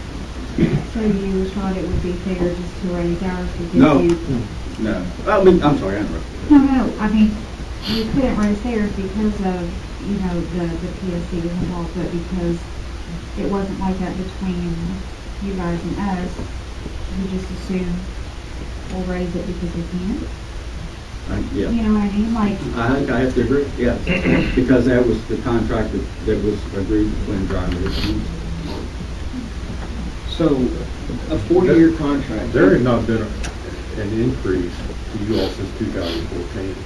Yes, If you in spread 13 that, and in 14. yeah. If you spread that out, it's 3%. The rate increase that went to Bullet Pin and Corinth was essentially the same thing, a cost of living increase. But a percentage of $3 and a percentage of $4 or $5 is two different dollar amounts. So a percentage across the board is not the same when you're looking at different dollar amounts. Let me just start, let me ask this. Is the city of Williamstown in a position where they could renegotiate this contract with Dry Ridge for bulk water purchase. I think we would be after the rate study. That's what we We, would say. we want to be able to When compare. was that study? Because that has never been studied in any of our meetings. We have been You and I talked about this in your office. We've talked about it in your office when we're having the issue with the And we, new meter. and we discussed this when we had the meeting with two of the Williamstown council members and two of the Dry Ridge council members. And Councilmember Crupper told us that we would most definitely see an increase when the water plant came online, and we would most definitely see cost adjustments moving forward. To me, that means that the projections that we made are accurate, unless the city of Williamstown is in a position where they want to, or where they will agree to renegotiate this contract that makes it in terms fair to both cities. This contract is not fair, sir. I'm not saying we'll renegotiate now, but we'll look at it after the rate study. We're guaranteed no rate increase from now until June of 2019. Will you put that in writing? Oh, sure. And So why in your now? rate Like, study- why now? Why not after Yeah, why- we're basically been No, you and I talked about this in your office. We've talked about this several times, but the tone that we get from the council members is that there is the city of Williamstown is in no position to renegotiate the contract or to renegotiate the terms of that agreement that was signed in 2013. And I wish Councilman Crupper was here tonight. He was the mayor during that time period, and in his own words, he said the city of Dry Ridge was over a barrel because the city of Williamstown said, sign it or we'll turn your water off. Now that is not in good faith negotiations. This council is being proactive in trying to fix the inaccuracy or the inequalities in the rates between the two cities. If we're not going to have that discussion about getting us to 319, then I don't know what telling us you're not going to raise rates for until July of 18 is going to get us. It's just going to put it July of 19. It just means this time next year we'll be right back in the same room. All we want you to do is keep your assets and not make the decision that affects for a long But time. we're not going to have assets in July of 19. We'll be bankrupt in July of 19. This is the calculation here with what Mr. Lang sent back to me after your discussion with him, assuming, let me take the rate increases out. This is assuming that no changes were made. No changes were made to water, and no changes were made. This is exactly how this would move forward. I can't get it all on the same screen. Sorry. But we know we have cost increases. We know that we're going to see a 50% increase in the non-hazardous. We're going to see a tremendous increase in hazardous or non-hazardous pensions next year. We know we're going to have increases in fuel, in electric, and gas. We have operational expenses. Even if we take and put into year 19 a 1% increase for water and sewer, all right, we're at 1% is only going to give us $7,000 worth of reductions or of increases in there. I think that's too low. I think we'll see more than $7,000 across the board. I think probably a more fair is probably 3% across the board. And with the new sale, just to build off that, if the sale were to go through, they are legally bound by the PSC to be fair, whereas in the contract that we are in now with you, if anyone feels it's not fair, who makes the decision whether it is or isn't? You know what I mean? There's no regulated, obviously, because we're at 501, you know. Even if you did a 3% increase, in 2 years, we're insolvent again. We're operating at a loss in 19. By 2020, we're insolvent. And that's with no increases from you for 4 years, which I don't think you can guarantee. And that's with very minimal increases, and us really not putting anything away to fix the system. So the key to this is that initial rate for the water and the sewer. But I did look at what Mr. Lang sent us back, and I did recalculate it for taking out those Those things, and that would be just assuming a 3% increase for just ordinary expense increases. It shows that we'll be insolvent for a year. Sorry, go ahead. Rick, I'm curious, if I can ask you, I mean, this gentleman in particular is a great question, or asked a great question, why they want it. Why would you want it? This is the first, well, admittedly not the first time I've heard this, but the first time publicly. Why are you interested in this? I just think a municipality, serving another municipality would be better than a for-profit. And your candor, your candor, I'm impressed. I mean, you've been honest, and I know you're honest, guy. You've known each other 3 years, but I'll give you credit for that. But it doesn't seem to work out so good for Dry Ridge. Yeah. And I mean, you didn't do it. I understand that. I don't know. I understand and appreciate your position, but on the same token, it doesn't seem to have worked out so good. I wish Mayor Crawford was here, to talk.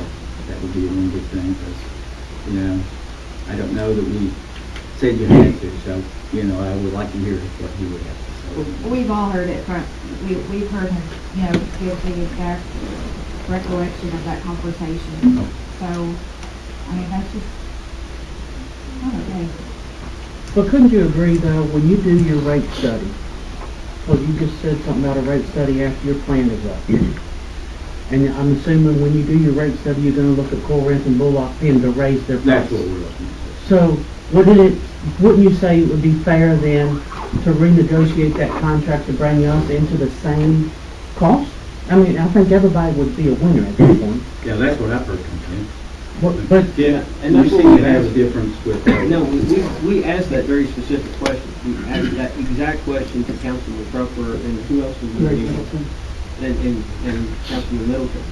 And they were in no position to want to renegotiate that contract to get us to the same level. But they are now. The thing is, one more thing. But the thing is, I know you're not running for re-election. What happens if you? I agree. What happens to the next? I know. Can the contract be renegotiated altogether? Yeah, I think somewhere, Jeff is here, Jeff Schiff, to give the legal opinion, but in my opinion, we would have that understanding before I left office. Yeah. That's what I think. Two city councilmen can't speak for an entire city. They have no authority to act by themselves any more than I do. The city council here acts as a body. They don't act individually or anything else. He can act as an executive and speak for him, but ultimately he has to come back to you all to give the authority to act. It's a singular but joint body. We know how that Well, I know process that, works. but I heard the saying that Crupper and Middleton said this, Right. and Crupper and Middleton said that. They can't bind the city of Williamstown at all. Right, and- but they can speak to what they've been told, what they can assume just by things They that can say what they believe, because when they're down here, they're speaking for themselves. And what we're going to do is we're going to go back, if we get to the opportunity to do this rate study, we'll make recommendations to the council as a whole and move forward with it. If you And get the the idea opportunity. is, I'm sorry? If you get the opportunity to do the rate study? No, we're going to do the rate study. So what we want you all to do, what we're asking, and I think America has made that perfectly clear, is let us have the opportunity when we can, under our loan commitments, to do our rate study, determine what the issues are, where it needs to be done, and bring the three entities that we deal with, including our own residents, Right. in line together. I understand that, but what I'm saying is, okay, you're proposing to do this water rate study. However, because our water rates are so much higher, we will probably be bankrupt by the time you all get around to offering us, after the rate study is done. We can get that done fairly quick.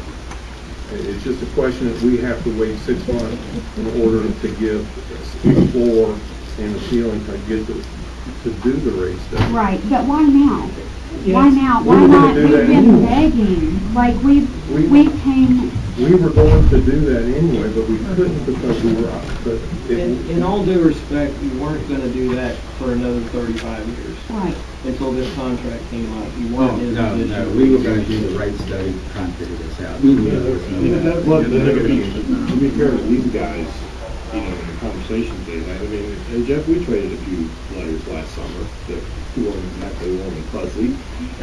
They weren't bad, but you made it pretty clear, I think, to me, what the city's position was. And I did communicate that to them, as I'm sure you communicated, look, what I expressed. I've been a part of 3 to 4 contracts between Dry Ridge and Williamstown, and they've been reviewed by 3 separate city attorneys, and they've been all voted on affirmatively by this body. And bear in mind, I'm not here to do anything about that, but that contract is going to be binding on them just as much as it is you all. We can deal with them exactly the same way that we're dealing with you all right now, and they just said so. Yeah, we know And that. that contract also says that if we don't agree to the assignment in writing, it's not going to happen. Is that fair? We're not gonna get into that right now. Well, I'll be glad to talk to you about it. Can you quote that to me on what page that is on that contract? Because I'd like to look that up. I don't remember reading that when I read through that contract. Because there's not an exit clause in that contract either. All right, just to clarify something that Sarah made comment about a minute ago, and I kind of alluded to it earlier, that if we don't do something, that the utility fund will be insolvent. That, I just want to clarify this again. I know I've done this multiple times. The utility fund is completely separate from the general fund, the general operation of the city, which is the police, the fire, the streets and roads and stuff. None of this discussion has anything to do with the governmental side of the city. All of this discussion is on the business side of running the utility for the city. Okay, Right, I'm sorry, I've I made should that have, clear. when I said bankrupt, Yeah. I should have Yeah, specified. so the that. city wouldn't be bankrupt. The utility fund operating the business side of the city venture would be bankrupt. Ms. Kenner, you asked me a question. Section 22 of the water contract, and I believe the same thing is in the sewer contract. And is that on the amendment or on the actual contract? It says water purchase contract in Dated when? 2008. 2008. This contract may not be assigned by the customer, which is Dry Ridge, without the prior written consent of the city. This contract shall benefit and be binding in the form of respective successors and assigned to the parties here too. Okay, so do you look at that as being the statement of the city of Williamstown that they would oppose that assignment? I don't know. I don't speak for the city of Williamstown. Mayor Skinner, do you think the city of Williamstown would oppose that? He does, yeah. No, I can't. And if they would, why? If the contract is binding to someone else, the same as it is for the city of Dry Ridge, why would the city of Williamstown be opposed to it? You would be. I think the city would be interested in buying the system. But regardless, if someone else was taking it over, the same as the city of Dry Ridge, and you were having the same revenue coming in, the same binding contract, I don't understand why the city of Williamstown would be opposed. I'll put this on the record as saying, Brian, that I don't think it would be in the interest of Dry Ridge, it would be in the best interest of Dry Ridge for the city of Williamstown to purchase the water system. Because the citizens, the voters of Dry Ridge would have no recourse in its official capacity to run the city. What I mean by that is the citizens of Dry Ridge can't vote for the council members of Williamstown that would be governing their rates. The only vote they would have would be with a PSC board. How do you disagree with that? Their point is they're not elected. PSC is appointed. But there's a mechanism in place for oversight. You're going to start with the same rates with us. If our rates are the same, to them, they're gonna go walk down to the Public Service Commission and say, Williamstown's gonna charge us $8 a gallon, whatever it is. That's a number they're stuck with. But what I'm That's saying not gonna is- change the way they say that they'll save money. If Williamstown was to buy the system from Dry Ridge, much like Kentucky American has made an offer, if Williamstown owned the pipes that were in the ground, then they could raise rates to Dry Ridge citizens at a whim, and the citizens of Dry Ridge would have no recourse in elections. There is no PSC to regulate. There that. is no regulation. If we get into that position, you've got to relook at these contracts. I think we need to relook at the contracts regardless of. Well, that's essentially what we're saying. We want that opportunity. I think some of the concern on this side is considering the nature of the relationship between the two cities, that to entertain what you guys discussed and Rick, if you throughout, the city would need a heck of a lot of safeguards in place to assure that once they turn over control, if they ever even entertain that idea to you guys, that the citizens of Dry Ridge would be treated in like manner to the citizens doing water in the other areas. See, personally, So that's, I mean, that's, yeah, and you'll have to understand why it's going to take a lot. I don't necessarily, other than one Williamstown, right? But I don't know if it's a bad idea as long as they have some sort of assurance that they're not going to break back here and that their citizens have no say. But I think you can understand it considering the past history. it would be something that you could look at across the board, have the same wholesale contracts for Bullockton, Torrance, and Dry Ridge. I mean, that seems the logical next step. And I'm not sure that it would be something we have to present to our council. But where this is logically going with the rate study, it makes sense. It makes sense.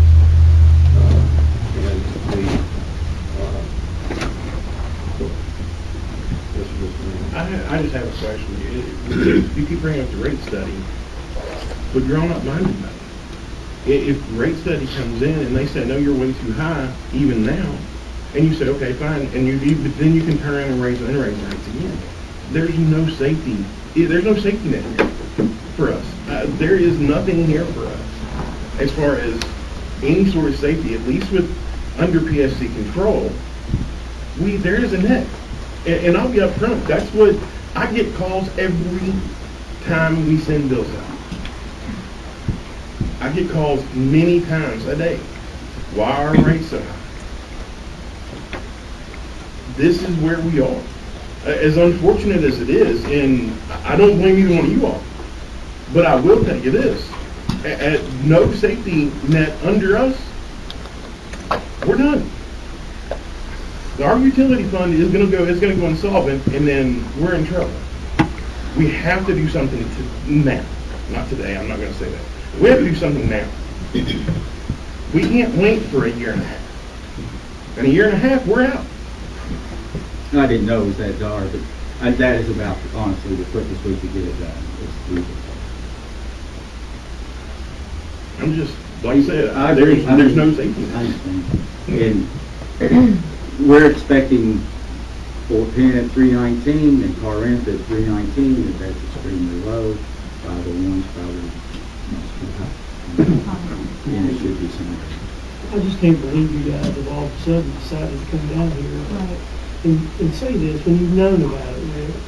Well, we did talk about, we're really kind of, our hands are tied until we do the right stuff. That's because our hands were tied when we signed the contract in 2008. Yeah, see, Our hands, and we're over the barrel, and not to say this in a mean way, but you've always had us over the barrel. yeah. No, And when we went and had that meeting with Mr. Crupper and Mr. Middleton, and myself, and Carissa, they flat out told us there will be an increase. And in 6 months, there will be another increase. I was sick that night. I know you was. I understand that. You I know, mean, I but apologize, but.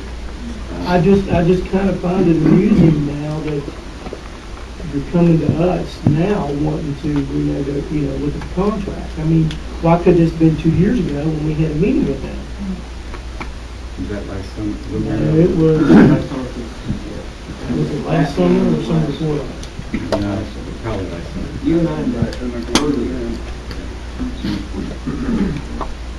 I know, Pete, you and I exchanged letters, what, in the summer? Yeah, it was probably early to mid-summer. Yeah, we had one brief exchange, and at that point, I think everybody kind of back in the corner, so we don't. But regardless, you all have been aware of the issue of, the fact that the city of Dry Ridge pays way too much. You have been aware, regardless of when it was brought up, when the letter was sent, whatever, when the meeting was, and yet, why right now, why tonight, when we have finally maybe found a solution, and, because we're looking out for our customers' best interest, and, we have fought and fought and fought to try to get these rates down. Why now? Honestly, you were in the process of selling, which doesn't make a difference. But I also thought we were in agreement that we would wait until we could start.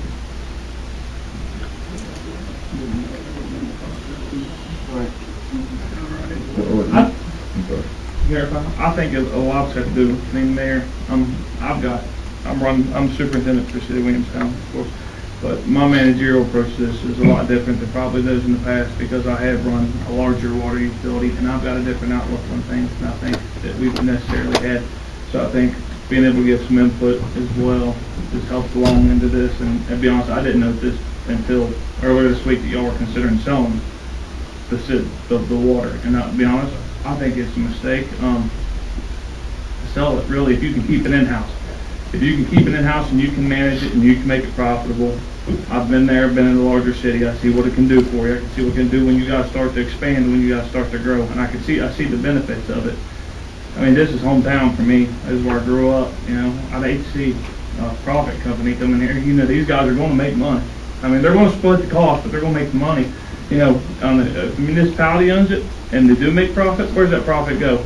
One way or another, it's for a nonprofit. It goes back into the community, into the cities, into the infrastructure. And I think that's important to keep in mind, is that where does the money that's made off of it go? And how's it going to be reinvested back in your system, your utility? I agree 100% with that, except for, you would think with that small town, like home and feeling, if it were the subject of the water rates going up and up, you would think that it would be this for-profit company that would be doing that. But no, it's our own backyard who's been doing that to us, and it's this for-profit company that is offering, to assumably keep the rates the same and hopefully get them lower, and they are regulated by a company that keeps things fair for our customers. You know what I mean? I see your point, and I can't disagree with that. I just think that collectively, and it's my advice, I think that the two cities should work together to come with something reasonable and try to keep it to the benefit of the county, the whole county. I mean, because we're all citizens of the county, correct? We've tried that. And you're right, but it's been on different people. I don't want to cut you off either, but, we're all here now. Right. Kind of, everybody has a change of heart at some point in time. So, let's leave that in the past. Why don't we just take both? If he's willing to put together new contracts and rates, and in short order, let's just look at both. I don't understand. If we're willing to negotiate with them, why can't we be willing to negotiate with them? And see what is actually stood up. He can't give us the proposal until after his rate study. They can, the water rates I understand, but some of the terms of the contracts, that would be But they can't do any of that work until after the rate study, and this states that the rate study could start in October. I'll be honest, you would want the rate study to start after 6 months, because if you take the rate study right now with that new water treatment plant coming online, your costs are going to be highly elevated. Right now, with the amount of chemicals, dosages, and that, getting it online, it wouldn't be fair anyways, the rate study. If you took it right now today, the rate study would not be fair. That's why they're telling you to wait 6 months, because the operating cost to get that plant up and running is much greater than it's going to be during a typical operation period. Agreed, but in that amount of time, we're still going, our utility fund is still going underwater. That's the point. Yeah, and I understand. I'm just telling you what's fair. That it would be fairer to the city of Dry Ridge for that typical operating period than it would to do a rate study right now. And it's, that's just the truth of it. I mean, that's where we're at. And on our side of it, we just, like I said, there's no, Honestly, for me, I didn't know it was that dark situation. Have you all done an audit? It seems to me that the biggest issue for you all, based on dollars and cents, is your sewer department. Because it appears if they're going to raise rates 12% right out of the box, it's losing money hand over fist. Have you done an audit of the your sewer utility system to determine what can you push the numbers are on the capital cost you've got to put back into it? We just had the audit, he had the numbers. I'm not talking about have you done, like Ken would know what I'm talking about, have you actually went out, cambered the lines, evaluated the pump station, and determined what capital expenditures you would have to put back into that system to make it efficient? We have. That's the problem. Is that an, That's the I problem, mean, what I'm Dave. talking about is an overall study. It sounds like to me you all do it, or do it on a piecemeal approach We are. on an annual basis. I'm we have- talking about a audit.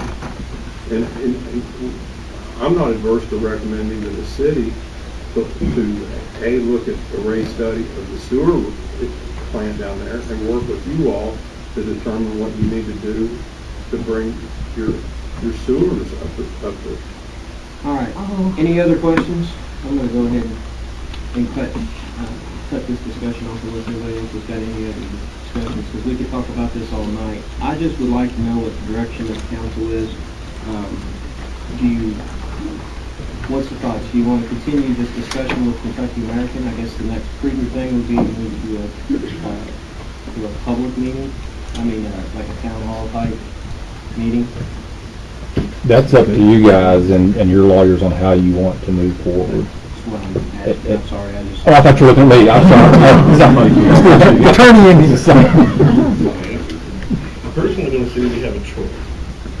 I mean, I understand what Williamstown's saying, and I'm not taking anything away from Williamstown. But I don't think we can wait a year and a half to figure out if they're gonna increase or not. Right. I think we have to look into a sale. Okay. Would you like to do another public meeting, maybe like a town hall style, where folks could ask questions? I think we should, maybe at the time. All right, let's schedule that, 2 weeks possibly? And I would like to invite them to Williamstown, if they have a counter at that point. I think we need to, I think it would be prudent for the city to at least get this out in front of as many citizens of the city that are paying this, so that they know what the rates are. A lot of people ask why the rates are what they're not, where they're at, and why is the city making so much money on this? We can prove that the city is not making money on utilities. It hasn't in years. The last couple of years, we've tried to make improvements. We've put a lot of money into repairs that have caused us to operate at a loss, but it was repairs that we knew were building dividends. The repairs to Blackburn Lane. There were 3 breaks in as many years. We knew that an $80,000 investment to fix 600 foot of line was going to pay dividends, for the next 2 breaks. Those are the things we're trying to do. We just don't have the capacity to do anything more. I think that's important for the public, for the utility customers to understand why the rates are where they're at. And we can squabble about what happened between Dry Ridge and Williamstown for as long as anybody wants to stay here. I'm more concerned about moving forward on this issue and either and solving this problem, because this problem is not going to go away. Does anybody have a preference on trying to set something?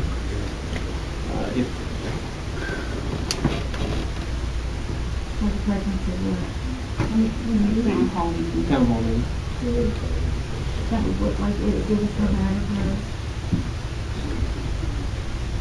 Say at least 2 weeks from now. We should probably do it on a Tuesday. What is, there's a night that nobody has anything. There's a calendar. Everybody needs a calendar. Jeff, you don't see any way you can get anything together that quick? as far as a rate study or something like that, or a proposal on our end? Just a proposal to adjust the Could you contract now. down to three, What I- three what I would- seventeen or 19? What would be helpful to me, and I'm gonna ask, Jim, I know you've got your plate full, but can you all give me something with your all thoughts on what you all would like to see dealt with, other than just the overall, we want the rates dealt with? I want to look at it from a comprehensive perspective that I can deal with, present it to my council, present it, and work with the mayor on it. So, Kenny, I'm responsive to, I will do exactly what you said, but before I start dictating terms and throwing things out and insult people, I want to start from the point of, tell me what you all are looking for from us. Does that make sense? Let Pete and I get together tomorrow, Okay. we'll discuss that, and then I'll just let the lawyers talk. Yeah. And, I think I want you around and probably access directly. I want to know what's going on. I just want the water. I do. I can't have everybody in the meeting, but. Yeah. And if it's sent by email, that's fine too. I'm not Yeah. necessarily saying let's all do a meeting here, but just a starting point that, and then we can add to it or whatever. But I don't want to, Rick and I to sit there and start spouting off things and. Sure, I understand. I think it would be, in all fairness to all the utility customers in Dry Ridge, I think it would be fair to do, at least have these proposals for this open discussion. I don't think making any kind of proposals behind, I don't want to say closed doors, but in a limited capacity where it's not completely transparent to the public, is in good faith. So I have a question. Are you all looking to put this out to bid, or is this because I think it would fall under the procurement code, and if it's a public utility franchise, it has to be subject to bid under KRS 99. This is a project though, this is, No, but it's a public utility,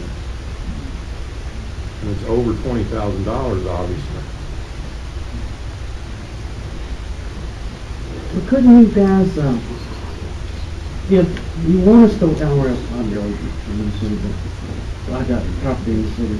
If you want these guys to wait until we can do the rate study, couldn't you at least give, City of Dry Ridge a lower price of water for that time frame to make it worth him waiting instead of going ahead and trying to sell? At least for that time frame?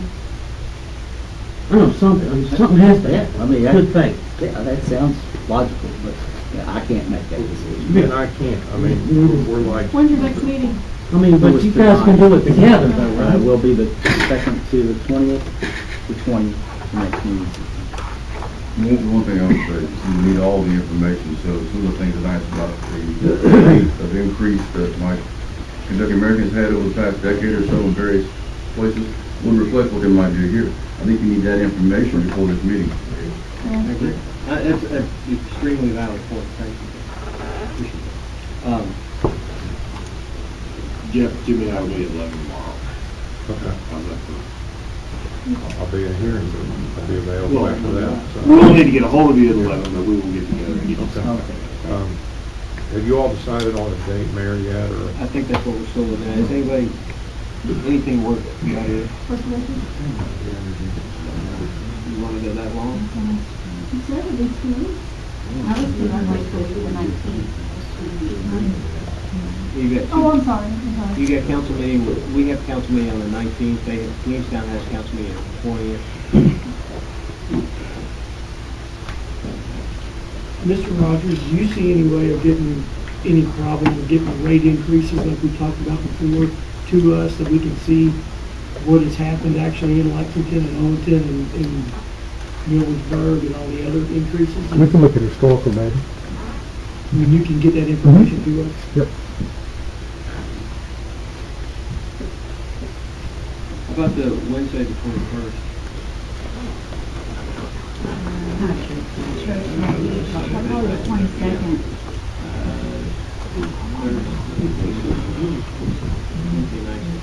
hopefully moves Tuesday 27th.